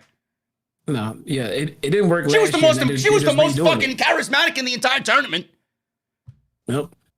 Riho wasn't the answer. Shida's not the answer, and clearly we're not getting a good answer anytime soon. So, again, I think a new signing needs to run in and squash both of these women in this match coming up, and we have something else to look forward to in the women's division, because these two women are not it. You're telling me now that Nyla's not the one. You're telling me now that Thunder Rosa isn't the one. You're telling me now that, apparently, Ivelisse and they're not the ones. Who are we? Is this it? Is this the best you have? Britt Baker lost a long time ago. I thought she was being groomed. Nobody is at the head of this women's division. Nobody. Jade Cargill is the most interesting thing of the women's division right now. I don't really see how this makes any sense. If Britt Baker ends up taking the title off of Shida anyway after this tournament, what sense does that make? She should have won the tournament to then take the title off of Shida in the tournament, because by winning the tournament and going through all these other women, she would have been Superwoman at that point. I don't see how Britt Baker's going to factor into anything here. Now she's back. She's pretty much starting from fucking square one again to get back into title contention. I don't see what the sense or logic is here. For Shida to win the fucking the match at the pay-per-view anyway after all this tournament? Ryo Mizunami's going to win the fucking AEW women's title? I don't think so. Yeah. No. They can't get any steam behind anybody. I mean, it's like they're not even really trying to. They're giving Britt Baker the push. She's getting the rub. She's getting the steam. She loses. Thunder Rosa is it. She's coming back up. She's making it. She's going to go through this tournament. She loses. Nobody has any momentum. I mean, the champion and the challenger have no momentum. Listen. I love everybody in this chat. I appreciate you guys hanging out with us tonight. I love AEW. If anybody, and I could be completely off with this. So I want you to level with me. I don't know if this is legit or not, but Tony Khan has given Kenny Omega the freedom to book this division as he sees fit.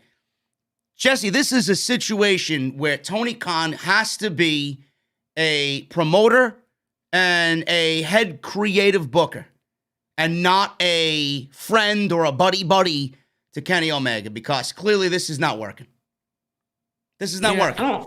This is the situation where Kenny Omega is being given freedom by Tony Khan, and Tony Khan is not being the boss that he needs to be. That's just the way I see it. Because otherwise, Tony Khan would never allow Ryo Mizunami to win the fucking tournament and give us a women's championship match of Ryo Mizunami and Hikaru Shida on pay-per-view. I'm sorry. Yeah. Khan's got to be, behind it all the way. He can't just let the ship sink and then just, say, hey, it was Kenny. At some point, you got to pull the plug on it, change it, go in a new direction, or maybe this is Tony Khan's direction. I heard something a while back that Kenny was done trying to do the women's division. Again, that was just something I heard. It doesn't mean any damn thing at all because there was nothing really reported. But again, who's to say that Tony Khan isn't behind all this 100%? And so essentially it's going to be his call. So even if Kenny goes down trying, Tony Khan has to be the one to pull the plug and stop it. And I'm not even saying the match with Mizunami and Nyla Rose was bad. It was a solid match. The match. And I even liked the little back and forth that she had with Shida, because both women were fucking elbowing the shit out of each other. And I'm like, all right, if this is the type of physicality we're going to see on Sunday night, I can enjoy that. But I don't think Ryo Mizunami is the fucking right woman to win this tournament over everybody else that was in that tournament, over a Nyla Rose, over a Britt Baker, over a Thunder Rosa. I mean, Jesus Christ, what the fuck you doing? Yeah, whoever is booking the women's division, they need to cater to their audience a little bit more. Not saying anything is wrong with Joshi style or anything like that. It's just not the market you have over here. Not right now. Where are the knockouts is what I want to know. Like what like you're borrowing the Good Brothers. Nobody else from Impact has come over. Why aren't you allowing some of the women on Impact side to come on over to AEW? Don't you think that's a better fucking fit than Ryo Mizunami? Hey, look, I'm sure there's some kind of backstage rules and regulations on as to who comes over and when. Like Deonna Purrazzo tweeted out today. She's like, I can't wait for this side of the Forbidden Door to open up. Come on over.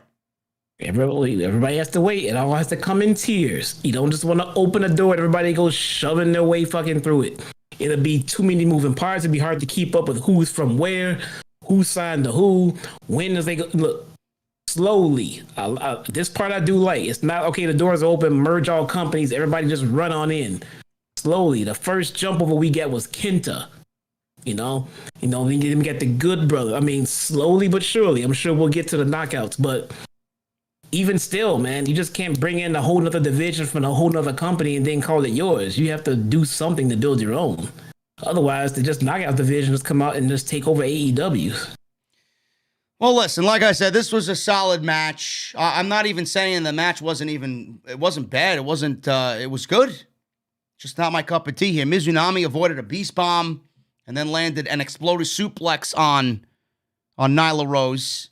The female Okada then went up top, set up a top rope move. Rose popped up, knocked her off balance. Then she delivered a superplex. Okada got up and delivered a German suplex, followed by a running spear mid-ring. She then followed with a top rope leg drop for the win. And then Shivani yelled, "That's got to be an upset." And then they showed Hikaru Shida at ringside reacting. She almost let out a holy shit moment. as she expected Nyla Rose to win. Shida entered the ring with a trophy for Ryo Mizunami, and Shida offered a handshake. Mizunami gave Shida an elbow to the side of her head. Shida was fighting back and dropping some elbows of her own. She even dropped Mizunami in the middle of the ring. And then that was it. That was it. It looked like the ladies enjoyed beating the shit out of each other after the match was over. Solid match. There's really nothing more I could say, Jesse. It was a good match. It was a good match. And look, I'll give AEW and Tony and Kenny credit in this way. They have their fingers on the goddamn pulse of the wrestling community. They know our frustrations with the women's division. They know how it started off. They know we didn't like it. They know where it is now. And if this is where it came to, I'm sure that they know that nobody's going to be happy about it. So, that being said, I want to see what they have planned for us at Revolution.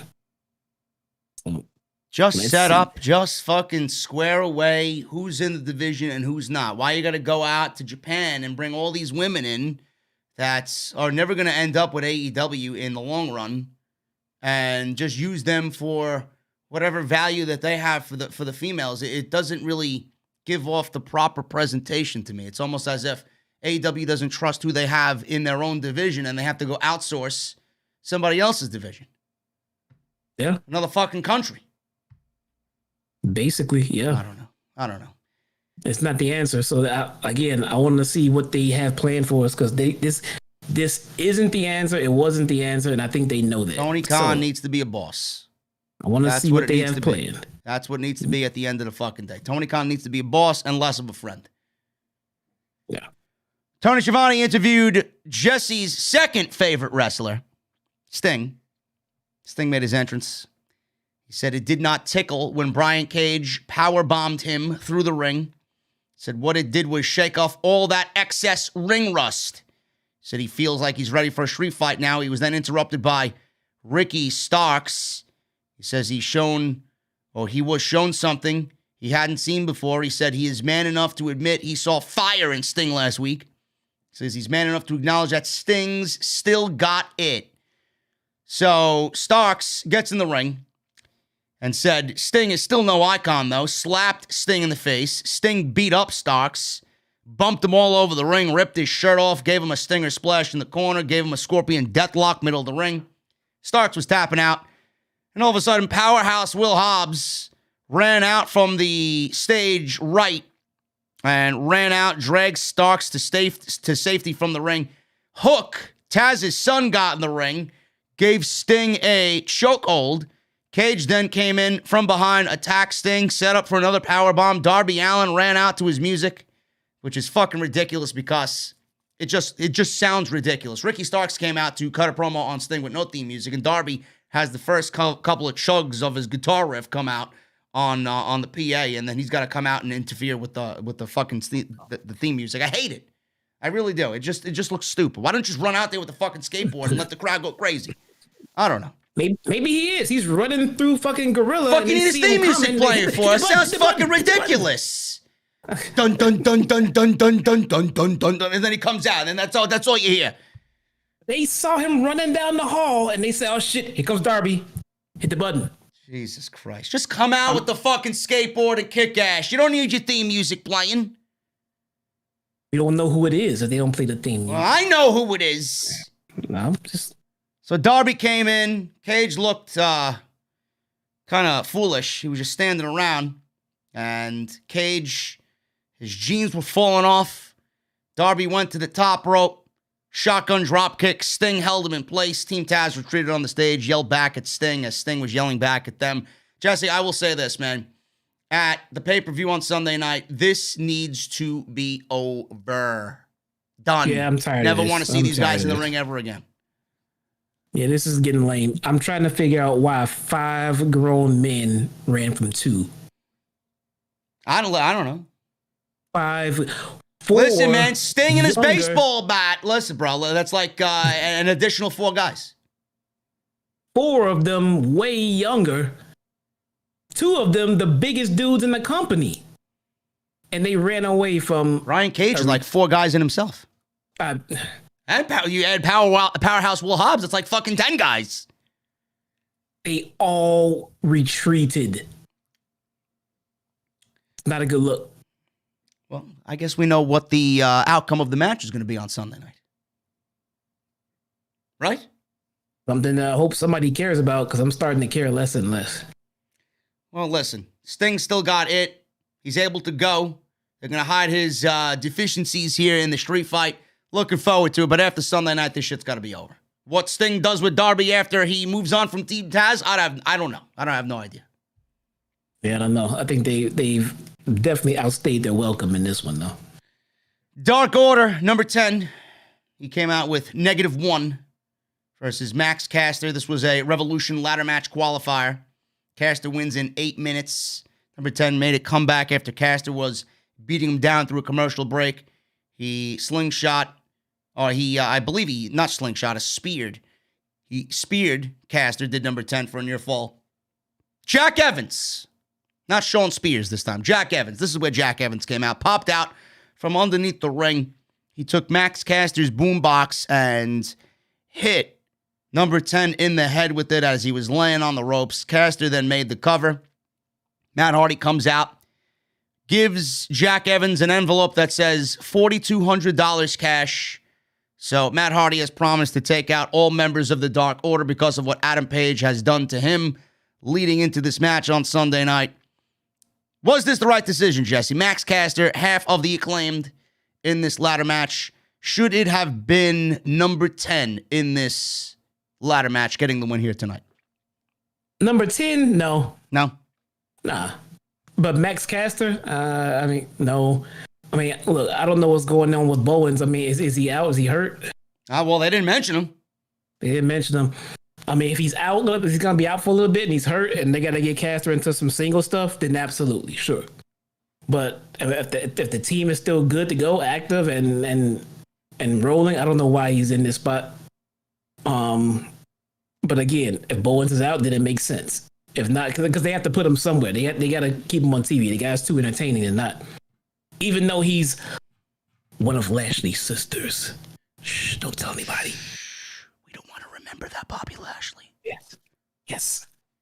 This is the WWE I was waiting champion. for him to congratulate him. This is the WWE champion. Now we have to show him some respect. I can't call him Trashly anymore. I will do that. I am very, very happy for Bobby Lashley. By the way, that's a good get. Good for him. So am I. Not going to lead anywhere, but for the time being, 17 years, he deserves a nice little reign. Transitional champion. He's not the guy to lead Monday Night Raw. It is what it is. I said my piece on Monday.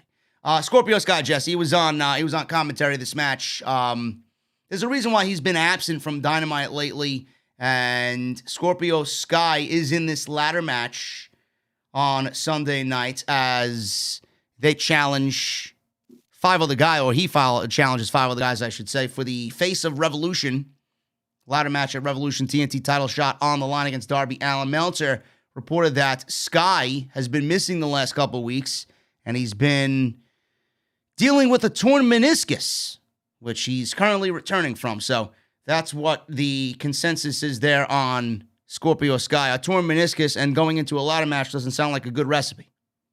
Yeah. And that's the type of guy that flies and dives and shows off and uses his aerial ability. Torn meniscus in a ladder match. Hopefully he leaves that match without any further torn meniscus. Yeah. I don't know what this guy was doing out here tonight, man. Like, he didn't sound good. He didn't sound that good. It sounded like he was trying to turn heel on commentary, which is very odd to just start your heel turn out of the blue on commentary. And because I don't know what the hell I'm listening to. I mean, he gets a little cocky and arrogant. Fine, not a big deal. Then it continues. Put the camera on me. I want the camera on me. He started sounding like Muhammad Ali out there. I mean, it was a very odd turn. I mean, I'm guessing this is the start of a heel turn, but it just didn't, and he didn't flow very well with commentary either. Well, I doubt he wins the match on Sunday night. I just think he's there to give you that ladder match feel with the big moves off the top and, you know, him doing what he usually does. But I don't think he's going to factor into the outcome at all. Yeah, he'll make it entertaining for sure. Yeah, absolutely. Main event on tonight's show, guys. Hangman Page and John Silver defeated Matt Hardy and Marq. Quen Hangman Page and Matt Hardy have their match at Revolution Sunday night. This was a fun little tag team match. Not really a main event, but fun little tag team match here. Page took advantage of the heels. Follow-away slam on Quen. He did a plancha onto Hardy to the floor. Quen stomped Page upon re-entry into the ring. Was caught with a Death Valley driver, was Quen. Page tossed Quen into the corner, demanding that Hardy tag in, but Hardy wouldn't do it. Quen was able to kick out Page's knee and then tag in Hardy, who tried to take advantage. He went for the twist of fate. Page countered it with a back suplex before Silver tagged himself in. Silver immediately crushed Hardy with a spear before laying in some kicks and a brainbuster, but Hardy kicked out at 2. Quen took out Page. Hardy downed Silver with a back suplex. Quen landed a missile drop kick. Silver was able to tag in Page, and then these two worked together with a big sequence of moves on Quen, and that concluded with a buckshot lariat for the win. Hardy had a chance to break up the cover, but he did not do it. After the match, Hardy attacked Page with the microphone, laid some shots in, cutting a promo on him. The rest of the Dark Order came out to make the save as -1 started to direct all the Dark Order there on the stage. The rest of the teams in the Casino Battle Royal came out for a big brawl. Yada, yada, yada. Very WWE-esque here with dozens of people involved as the show went off the air. Kind of lame. Kind of lame ending to Dynamite, but overall a good show. Jesse, with this outcome here with Page and John Silver winning, does this mean, typical Pro Wrestling 101, does this mean that Matt Hardy gets the win on Sunday over Adam Page? That's what what one would seem.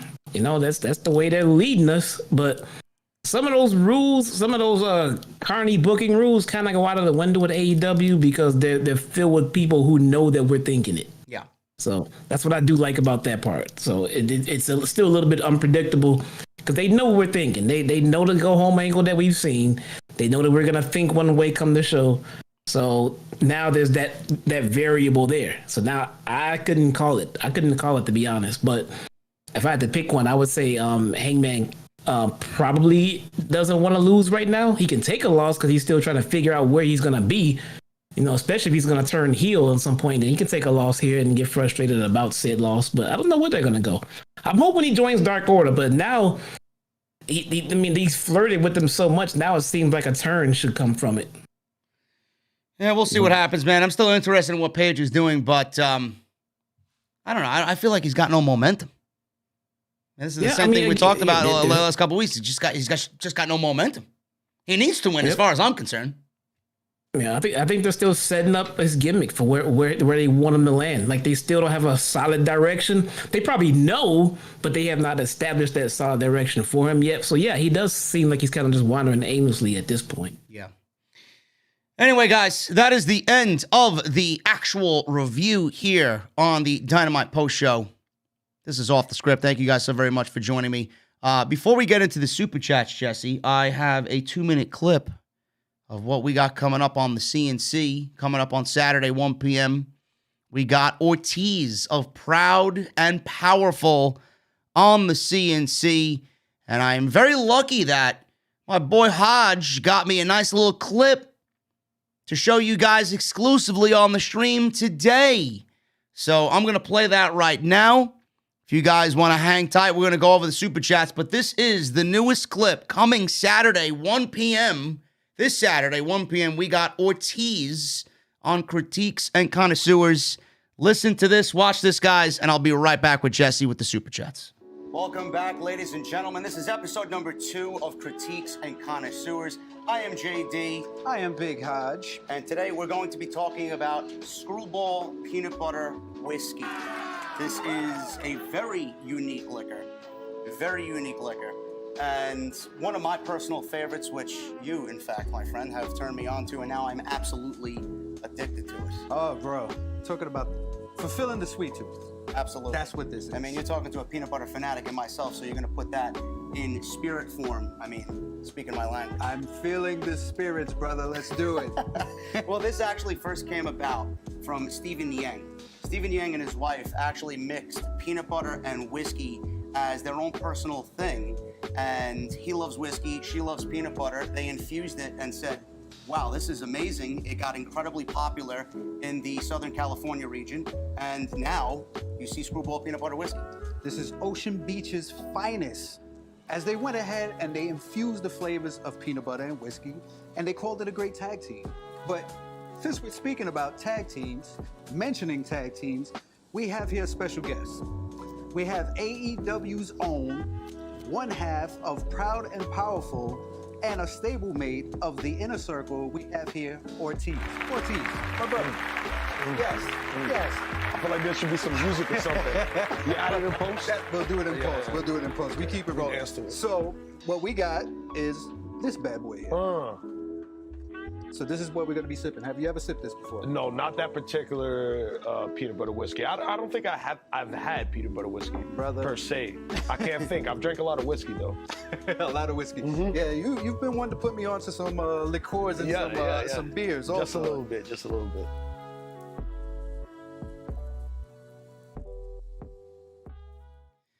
Awesome stuff there, man. I can't wait for you guys to see that. That is Saturday, 1 p.m. If you guys were wondering why there was 4 glasses there and only 3 of us, I had 2 glasses for myself. That's pretty much what that was. As you guys know, I like my cold beverages. Anyway, Jesse, let's hit these super chats, man. We got a lot going on here. Thank you guys for all the donations tonight. I really appreciate it. Let's see what's going on here, man. Raging Girl Gamer. $5 super chat. Funny how JD praises Shaq after talking crap about him. Don't backtrack, asshole. Yeah. Jesse, did we backtrack, bro? Never, man. Never. I mean everything when I say. That's why I say it clearly. And before we continue on, I see you guys posting in the chat. Thoughts and prayers go out to Jim Crockett and his family. It was news that Alvarez broke tonight, right after Dynamite, of his passing tonight. So thoughts and prayers go out to the family. Robert Lamoa, $5 super chat. Maka Ito really gained a lot of fans and fanboys. I wonder if because of the wrestling match or the tweet. Maybe, Robert, because she looks like an anime character, and you know these fucking thirsty geeks over there with their adoration and fucking thirst for Japanese women that look like cartoon characters, bro. So, probably what it is. Richard Williams, $2 super chat. What's up, JD? How's it going, brother? Hit that thumbs up, goons. Absolutely. Listen to Richard, man. He's the smartest guy in the room. 64 Pant Q with a $4.99 super chat. JD, you influenced me to get Screwball peanut butter whiskey, and it is good. One day, The Rock, he'll even Tony Khan will be a guest on the CNC. Listen, man, we'd be lucky to get The Rock, even Tony Khan. Sharing a drink with Bossman? I think that sounds good, bro. We'll see. We got Santana and we got Ortiz coming up soon, man. Ortiz is Saturday. Santana, I believe, is 2 weeks after the Ortiz episode. Hey, Kristen said that there's a drink you can mix with that peanut butter whiskey. Oh, yeah? Make it taste like peanut butter and jelly. Oh. Yeah, we got to find out what that is, because we're going to do some bonus content. We're gonna be mixing some drinks. Yeah, that sounds good. Yeah, we're going to be mixing. We're going to be finding out what works best with the Terramana and the peanut butter whiskey. So there's going to be some additional content for you guys. So stay tuned for that on the CNC, man. Yeah. Yair Wight, $1.99 super chat, and Toxic Banana with a $1.99 super chat. Yair says nothing. Don't be shy, bro. Toxic Banana 99, he says, love the intro, makes pilot feel more important.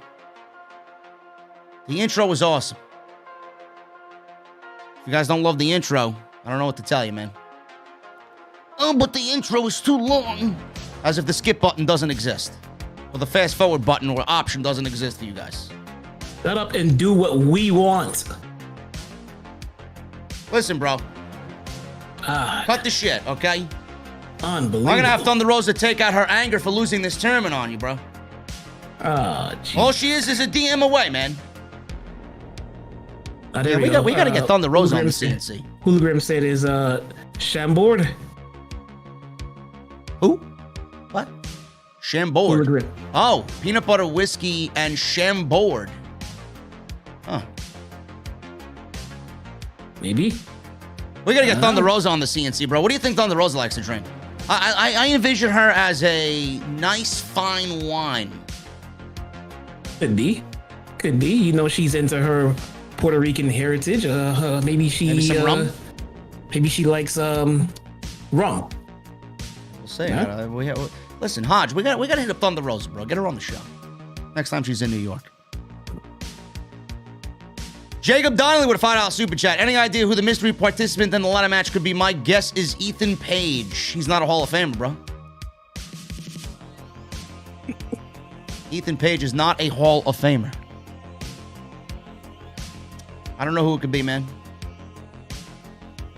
I don't want to be disappointed. Scooter the U Smith with a $2 super chat. That was a good fucking go home show besides the women.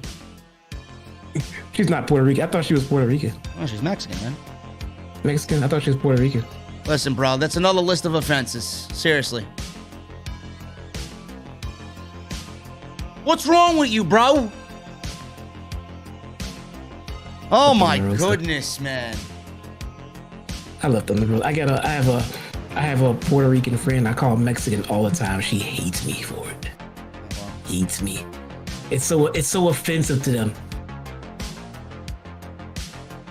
Scooter the U Smith, thank you, brother. Anthony Hayes, $5 super chat. JD and Jesse, how are you goons? Can you imagine Santana and Ortiz win the tag team battle royal and MJF and Jericho win the tag belts at Revolution? I could see them winning the battle royal, but I don't think MJF and Jericho are winning the tag team titles. I think if anything, we'll get Santana and Ortiz versus the Bucks again. Yeah, I could see that. Yeah. Scooter, $50 super chat. Thank you so much, brother. Shaq and Cody's match in AEW works because it's AEW, but in WWE, probably not. A lot of name dropping and WWE references during the Jericho MJF Young Bucks segment. That was fire. I think I'm more excited for that match along with Moxley and Omega. I think everybody's excited about that Omega match, man. It's going to be awesome. Thank you, Scooter, for the 50 bomb, you fucking beast. Darius, the official, with a $2.99 super chat. Shaq is better than Braun Strowman. More interesting. Yeah.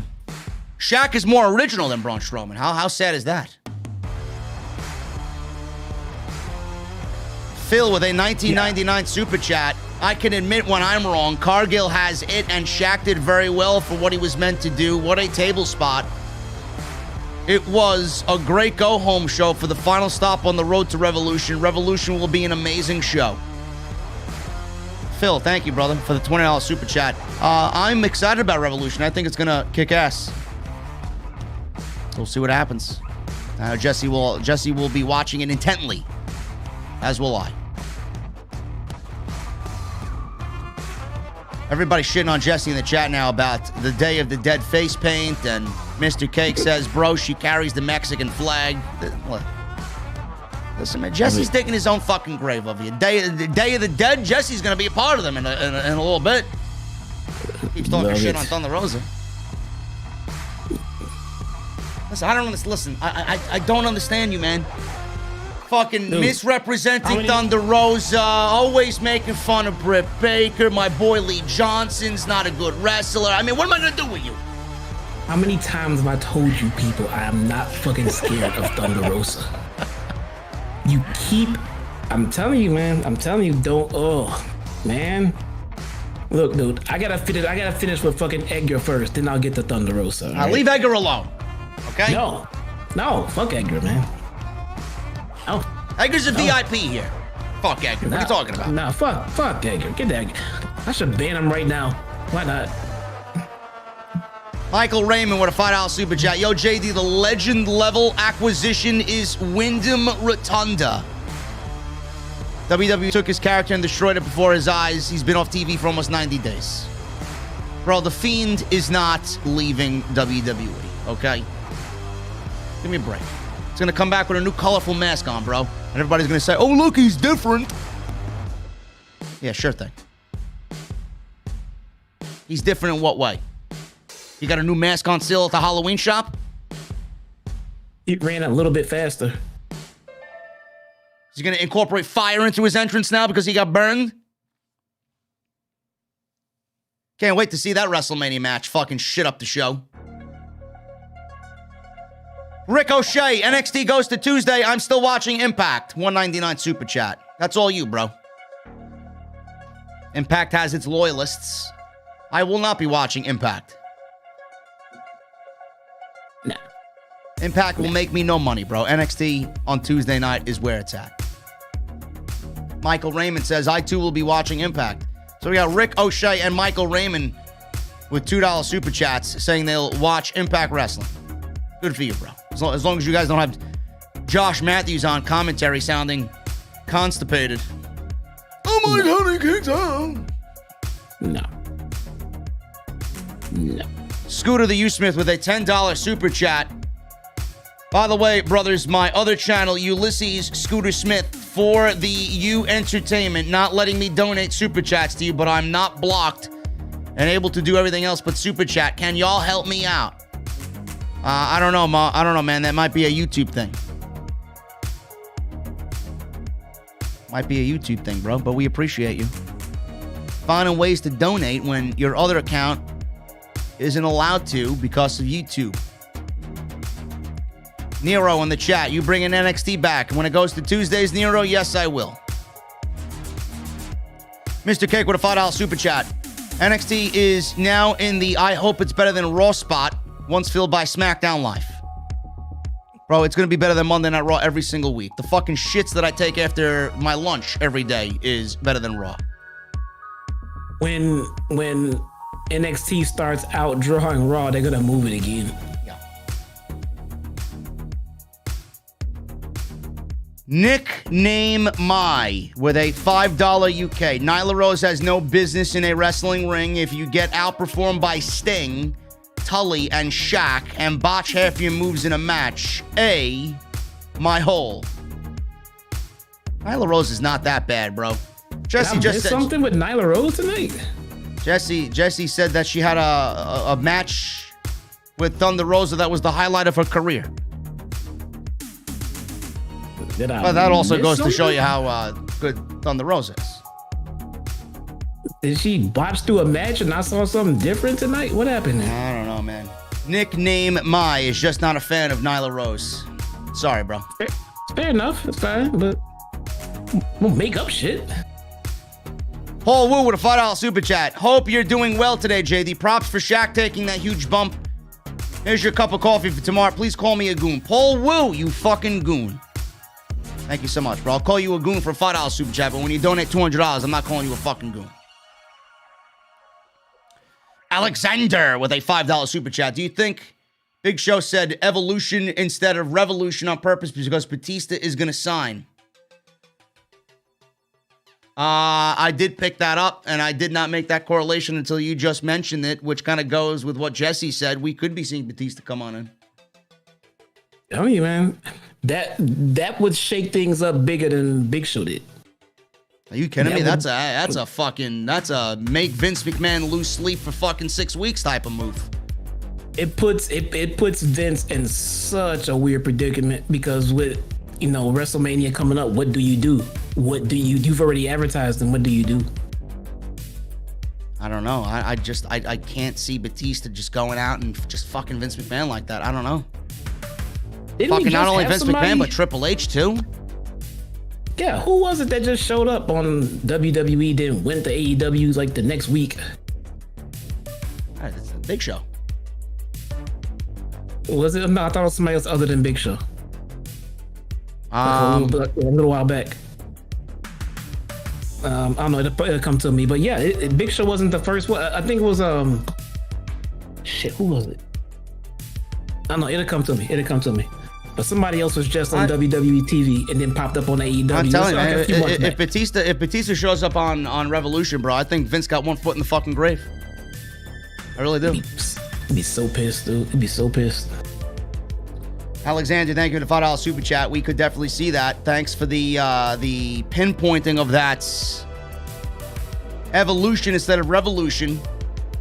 I can't see Big Show fucking up already. He's not really that type of guy to fuck up on a promo. So it had to be done purposely. Yeah. Jaden with a $4.99 super chat. This is my first super chat to any YouTuber for that matter. It's small, but I wanted to show how much OTS means to me. A fan for 9+ months now. Jaden, thank you for the $5. Hopefully this is not the last. We love having you here. Mr. Cake with a $5 super chat. NXT was great tonight. Indy is amazing in the Stockholm Syndrome role with Dexter Loomis, my boy Dexter Loomis. Also think the women's tag team titles are definitely coming to NXT. They should stay there. They should stay there. They should be on Raquel Gonzalez and Dakota Kai. Absolutely no questions asked.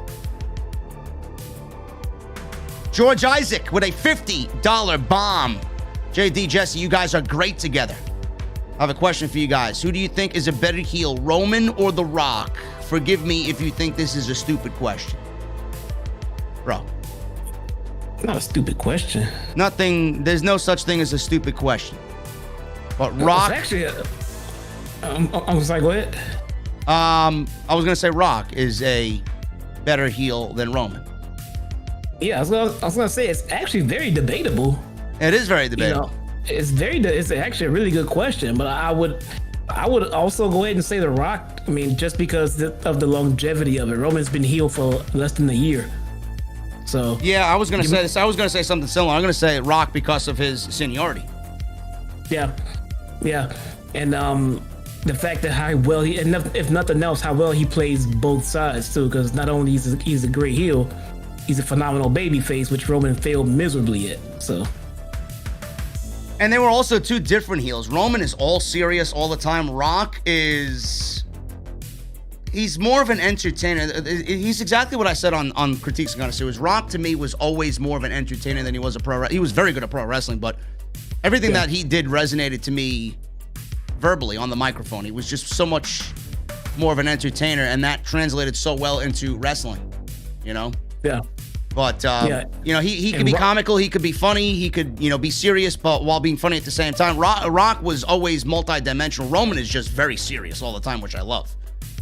Yeah, and Rock had a couple of different types of heel runs. He had a chicken shit heel run, and then he had like a strong ass heel run too. So yeah, Roman will never be a chicken shit heel ever.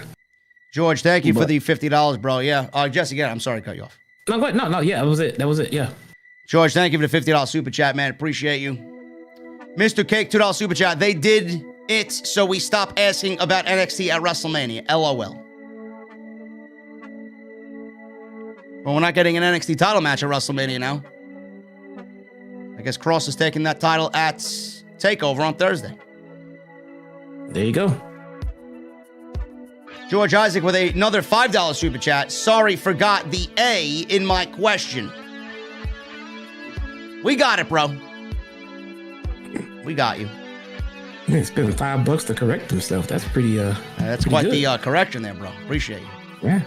Phil with a $4.99 super chat. I think NXT should be represented at Mania instead of its own takeover. Cross vs. Balor and Cole vs. O'Reilly would have been what I've done, or what I would have done. Phil, listen.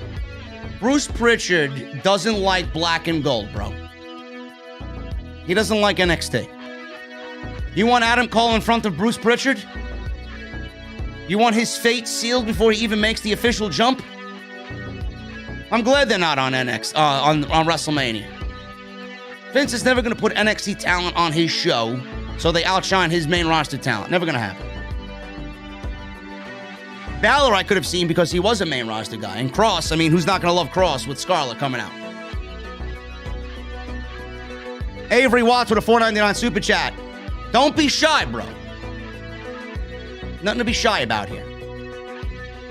Phil, $9.99 super chat. Final super chat of the night for me. There is still one more participant needed to be announced, determined in the Revolution ladder match. Who do you think it could be? Both of you. Oh, man, we went over a laundry list of names. It legitimately could be anybody. But it's a Hall of Famer. It's somebody that's going to make a massive impact. A lot of people saying Batista, bro. I could see Batista, man. I really could. When you introduce somebody like this and you build them up like this, you can't disappoint, man. So people like Bully Ray and everything else, people like Bully Ray, you just pop out there in a surprise. Yeah. You don't get everybody hyped up and then tell them it's Bully Ray, because then you let them down. So I think I like the Batista pick, man. Palm Tree City won with a $5 super chat. What do you think will debut at Revolution, JD? Thank you for the $5, bro. We talked about it several times tonight, man. Several times tonight. Laura Conway with a $4.99 super chat. I hope you and Jesse are having a great night. Can't wait for next week's your next two live reviews. Always watching you live and seeing my OTS family. Thank you, Laura, for the $4.99 super chat. Dr. Glorious. I'm sorry. We got less than 300 seconds to get out of here. Hurry up. 300 seconds? What are you talking about? Yeah. We hurry up. We gotta go. 300 seconds. Oh. Listen, bro. You're fucking with Edgar again. Oh, my goodness. Fuck Edgar. Dr. Glorious with a 501 Canadian super chat. Thoughts on Enzo, and especially Kaz XL back in the ring. He looked great. I've always been a fan of Enzo. I think they're both awesome. I think they got a shit deal with the way that they were handled. They should have never been broken up as a tag team from day one. But I hope that they get another shot somewhere. If it's WWE or AEW or somewhere, I hope they get another shot because I think there's a lot that they could do together. I really do. And the most important thing I could say is I hope Kaz stays healthy because mental health is fucking important, man. Yes. DJ with a $4.99 super chat. I love seeing new talent. Can't wait to see who's coming on Sunday. I'm super excited. I hope he or she's really good. We don't know who it is, man. Can't wait to find out on Sunday. Munchie time with a $19.99 super chat. Dynamite was great tonight with the surprisingly good mixed tag team match in the Inner Circle segment. I know it's a long shot, but I could see either Angle or Lesnar this Sunday. CM Punk would need a bigger crowd. Great review. Angle, I could see. He's not going to make an impact. He can barely walk. Lesnar's not going anywhere by WWE, and Punk is not coming back until there's 14,000 live in attendance. Is Kurt Angle in the Hall of Fame already? Yeah. They say he's a future Hall of Famer, right? Yeah. Can't be Kurt Angle then. Could be Batista. Batista's not in the Hall of Fame either. Not a Hall of Fame. And isn't it weird that he worded it that way? Yep. It's a future Hall of Fame. He's definitely a future Hall of Famer, right? Yep. Definitely. Listen, man. Could be Batista. Michael Raymond with a $2 super chat. It's clear all Spears was missing was blonde dye. That's definitely a Peyton Royce maneuver. That's all I gotta say about that. Check for a super chat for Hollywood guy. He said you missed it. I didn't miss anything. You said that last time, then you did. So just check. I don't see it. I got it here. It's in line, guys. Stop getting impatient, okay? If I miss a super chat, it's probably just delayed. It's coming up. Yeah. Asshole. Fucking Hollywood guy. Should I bench him too? I'm on a roll, man. No. No? Okay. Mr. Cake with a $5 super chat. JJ Dillon with Tully made me think of Rick after his recent interview. Just needed Barry there. I hope this means we are finally getting a JJ Dillon figure. I doubt it, bro. It was a one-off appearance. No. Don't look into it anymore. Scotty G with a $5 super chat. You are awesome, JD. Don't donate too often, so I figured I would for a change. Listen, Scotty G, I appreciate you, bro. Hopefully we see you around here more often.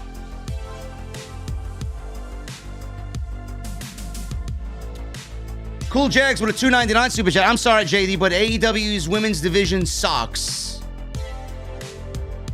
Bro, for the most part, it does. It is what it is. You're not saying anything dishonest there. Rick O'Shea with a $1.99 super chat. Jack Evans is a Rhodes Scholar. Matt Riddle. I don't know what that means. I don't know. Matt Riddle.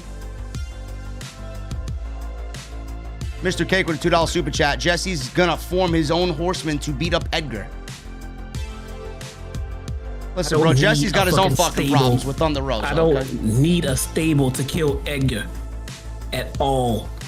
See, I will take Edgar and take my mouse and continue to kill him anytime I want to.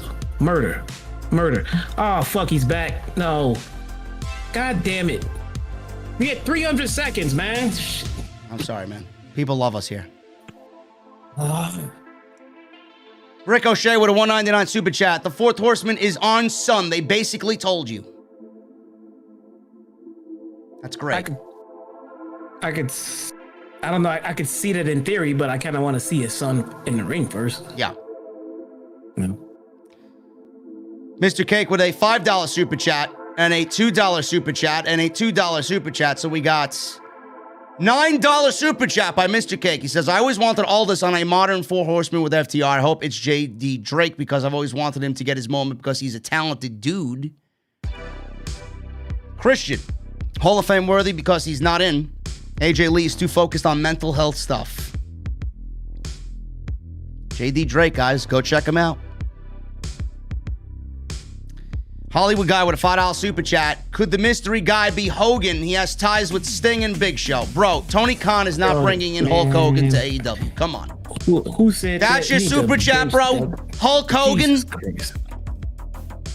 Jesus. Thank you, Hollywood guy. Hogan's not coming in, bro. He's got his fucking beat shop to worry about. Go sell replica fucking belts, man. God, no. Nickname my $5 UK. The best thing about AEW is on each pay-per-view they have something for every type of wrestling fan from 80s to ultra violent. I could see that. Munchie Time with a $1.99 super chat. Maybe the signing of he says maybe the signing of the IWC tribal chief himself. No. I'm not a Hall of Famer. I'm a Hall of Famer to the fucking trolls out there who just constantly shadow watch, but me on AEW television? No, sir. Mr. Cake with another $5 super chat. Everyone was at odds with Ryo Mizunami the whole tournament. I don't know what TK is thinking. Listen, bro, if Kenny Omega wants the female Okada to win the tournament, God bless him. Demeter. I'm so glad you called that out. I was already thinking it the whole time. That's the first thing I noticed when I watched. I'm like, what the fuck am I watching here, man? Demeter better than Jerry and Jesse Bullion from New York with an Australian $2.02. Will McMahon, he says this, and I read this word for word verbatim, folks. Will McMahon gave me some Rosa Mendez socks. That's Demeter Bullion, folks. Thank you for the super chat. Thank you for the coffee tomorrow morning, Demeter Bullion. All right. Mr. Cake, $2 super chat. 3 months into the merger, where are the knockouts? AEW's knocking out that fucking women's division. That's where the knockouts are. Christ, guys, you guys are. I don't get how is a company just so great at booking, so bad at booking? I don't know, man. Oh. Bronx Thrash with a $5 super chat. I don't know what I was watching with Ryo Mizunami. She was acting like a mime, dancing and doing the robot. She looked like the drunk you see on the corner. Bro, she was like lassoing somebody, fucking pulling a rope towards her. I don't know what the fuck that was. Like, what is this shit? I'll take that. I don't know who she was, but she was good in the ring. She was above good. She was great in the ring. And she had more charisma, more charisma than Sheeta and Rio combined. Francis Loop. Go ahead. I'm sorry. She kind of remind me of Oscar with her mannerisms in the ring too. You know. Whatever floats your boat, people. Ryo Mizunami. Thank you, Bronx. Francis Loop with a $10 super chat. You know, AEW should have had Red Velvet, Kylan King, Evilise, Diamante, Shauna, Big Swole, Penelope Ford, and Alex Gracia instead of the 8 Japanese wrestlers in the women's eliminator tournament. You would think, Francis. You would think. We got Emi Sakura and Min Okada and fucking Mizunami, Maki Ito. What's her name? Rin Sakura. Whatever the fuck these women's names are, man. Who gives a shit? Really? Who gives a shit? Man of 1,000 holds. Man of 1,005 holds. I'm sorry. I deducted you 5 accidentally. That's how you book a go home show. Hashtag excited. Hold on. Mickey Styles 1. Thank you. You're right. Ooh. That's who it was. It was Bret Hart. Bret Hart. Bret Hart was on WWE television, then showed up on the AEW. Oh, yeah, because I remember he presented the AEW title. Yes. Yeah. Thank you, Mickey. You're right. It was Bret. I knew somebody was just on WWE TV, then showed up on the AEW. It was Bret Hart. That's who it was. Thank you. There you go. Demeter better than Jerry and Jesse. Bullion from New York says, you're both assholes. Nice. Yo, Demeter. Thank you. I love you, bro. There's a reason why you're not benched here, bro. We love you. Goodbye. Yeah, too bad he's gone. Francis Loop with a $10 super chat. I saw Jade Cargill in the heel stable or the heel side of the ring in the stands clapping for the Young Bucks after a move during the Brody Lee tribute episode. So who knows if she's an outsider or a contracted talent. She's a contracted talent, bro. She's officially signed with the company.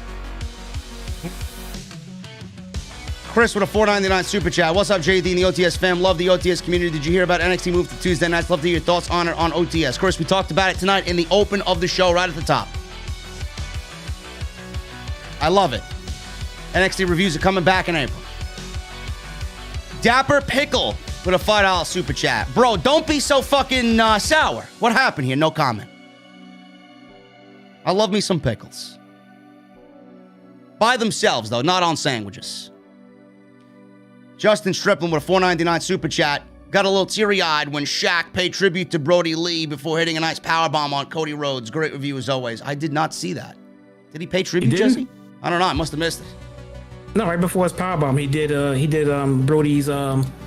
His two-arm salute. Okay. Yeah.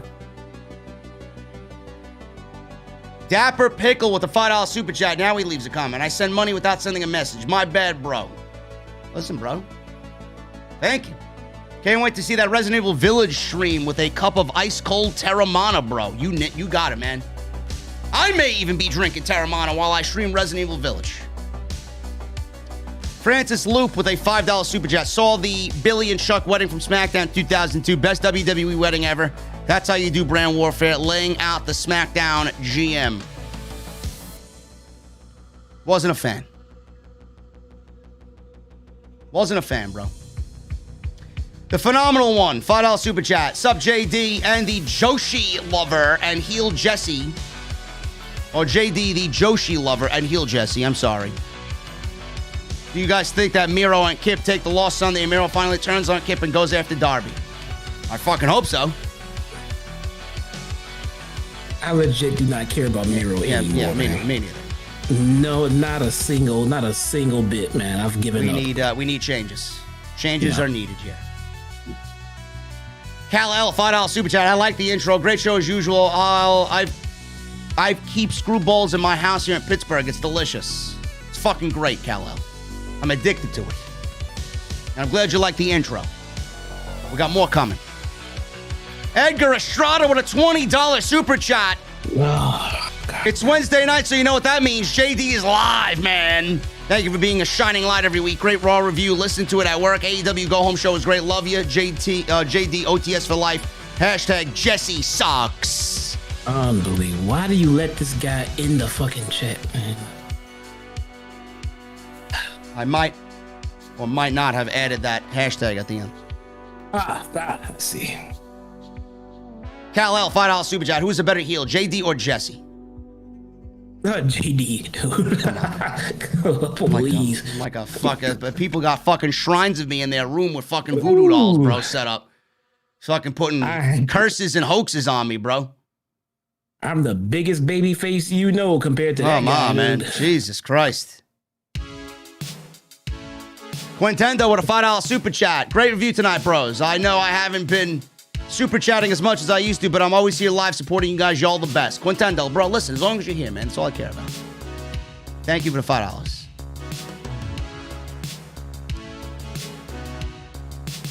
Mr. Cake with a $2 super chat. Edgar is the sixth man. He's going to get Thunder Rosa. Jesse's going to get Thunder Rosa, too. Thunder Rosa's boot right up his fucking ass. I'm not fucking scared of Thunder Rosa. He'll be screaming, my hole, my hole. Fuck it. And then me and Rosa will go out and have a drink with the rest of the fucking crew, and then That's it. Hey man, look, wrestling is not traveling anymore, so Thunder Rosa is not coming to Chicago. So lucky you for fucking her. Yet. Nobody comes to Chicago. Dude, I tried to get fucking tickets to the pay-per-view at the movie theater around here, and this shit was gone. Long gone. I don't know how many they took in, but they're sold out quick. Jericho 8131, $5 super chat. Props to you and Jesse. It wasn't sold in the beginning when he first came in, but y'all have killed it every week and never failed to make me laugh. One love. Jericho, I appreciate that comment, bro. Thank you so much. Just let me do what I need to do, man. I never steer you guys wrong. Same with the fucking intro. People still complaining. You'll get used to it. Get used to it. It's about entertainment here, bro. I gotta entertain you guys. Uh-oh, Edgar's talking about Jesse's mic is shit, but he can work a button on his computer. Oh, God, man. This fucking guy. If I fucking bench him, he comes back fucking stronger than ever. He's like a gray hair. Israel with a $10 super chat. Can't wait for the CNC, JD, and Jesse. Thunder Rosa is not from PR, and Jesse, you love trolling everyone. Nice cut. I agree with you about female Okada winning. Bad decision, Tony. We got the Rainmaker. Kal-El. $5 super chat. Jesse, always wanting to bench someone and hates Edgar. He has to be a heel. LOL. Good night, guys. Great show, bros. Kal-El, thank you, bro. I don't hate just Edgar. I hate assholes. And Edgar is an asshole. Listen. You know, I know you hate assholes, bro. No. I know. You are a professional asshole. You want to know how I know that? Because every time I get rid of you, you come back, you got your people here chatting for you and trying to get you back. Free Edgar. No, don't free Edgar. Fuck Edgar. Listen, We're man. gonna kill Listen, Edgar. man. We're gonna fucking kill him. Why you... Listen. I'm going to kill Edgar. I appreciate you keeping the kayfabe alive here, bro, but I'm going to break the fourth wall on myself. People who sit with me in person and have a fucking cold beverage with me, you know, you think you're going to get the asshole that you get on YouTube? No. The CNC version of me is the guy that you're going to be sitting at the bar with. It's worse. It's worse. Listen, bro, listen. I'm telling you, man. I'm going to get... Listen, never mind fucking Thunder Rosa. I'm going to get Wardlow to fucking powerbomb your ass. I never said anything about fucking Wardlow. Well, you don't have to say nothing, man, because we got half of the inner circle on fucking CNC. Wardlow's probably just a phone call away. Jesus Christ, dude. Now you guys are just pulling up names on me now. Tribal Chief, $2 super chat. Canadian. Is Christian with WWE still? He could be the one. No. Hooligan with a $5 super chat. Chat, hit thumbs up. Or you're a V-word Cheeto eater. Free Edgar, OTS for life, too sweet. See, look. Demon Diva, Issa's in the chat. I've had cold ones with JD. He's great and fun. Demon Diva's here? Yeah, she's in the chat. My girl, I didn't see her. She's in the chat.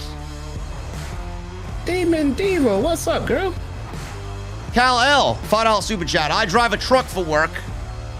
On my way to Indy, you guys get me down the road. I appreciate you guys. Mustang rules. Better fucking believe it, Kal-El.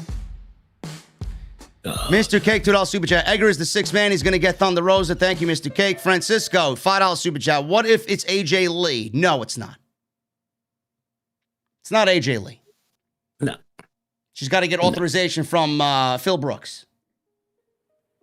Hooligan, $2 super chat. Shaq doing Brody's hand signals was a nice tribute. I'm the only asshole that missed that. I must have had my head down or something for about 0.5 seconds. Yeah, it was awesome. It was pretty cool. All right, guys, listen.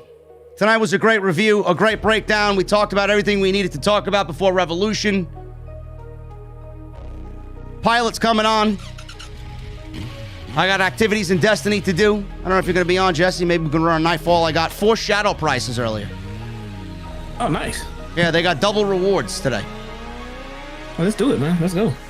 Edgar Estrada with $10 super chat. Jesse, I'm gonna beat you till you scream my hole. Then I'll look down at you and laugh while handing drinks to Kristen and JD. Jesse silent on that one. Brian Finelli with a $4.99 super chat. Thunder Rose is gonna pull a Bailey Ding Dong Hola at Jesse's home. You guys have been killing it. Have a great evening, gents. Thank you, Brian. And thank you, Edgar. I love you, bro. No, you don't. No, we don't. Hey, he Edgar's a talks about you fucking behind your beast. back. No, he doesn't. No, it's just saying. All right, guys, we got SmackDown on Friday. I'll be live as always. Off the Script on Saturday. Revolution on Sunday. Keep your eyes peeled on that. I might be doing some watch-alongs on Sunday morning. I'll keep you guys posted, so follow me on social media at JDfromNY206. It's on Twitter and Instagram. Hit that subscribe button down below. Turn on the bell for all notifications. Make sure you guys go and subscribe to the CNC, man. We got episode 2 coming out with Ortiz of Proud and Powerful. Saturday, 1 p.m. You don't want to miss it. Great discussion.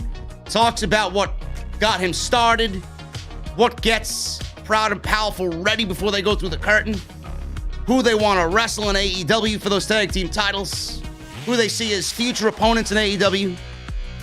Lots of good stuff on there, man. Israel, $2 super chat. JD, keep doing you can please everyone. Thank you, Israel. I don't please everyone, but those who I please, I appreciate. All right, guys, you know what time it is, man. That guitar solo's coming up. Jesse and I are getting in the Mustang. Windows are down. We got our cold beverages in hand. I want to see those guitar emojis in the chat. Blast that music, man. Turn that volume up to max. When you hear it come on, I want to see those emojis in the chat. And I will see you guys on Friday night for SmackDown right here on OTS. I'll see you guys later.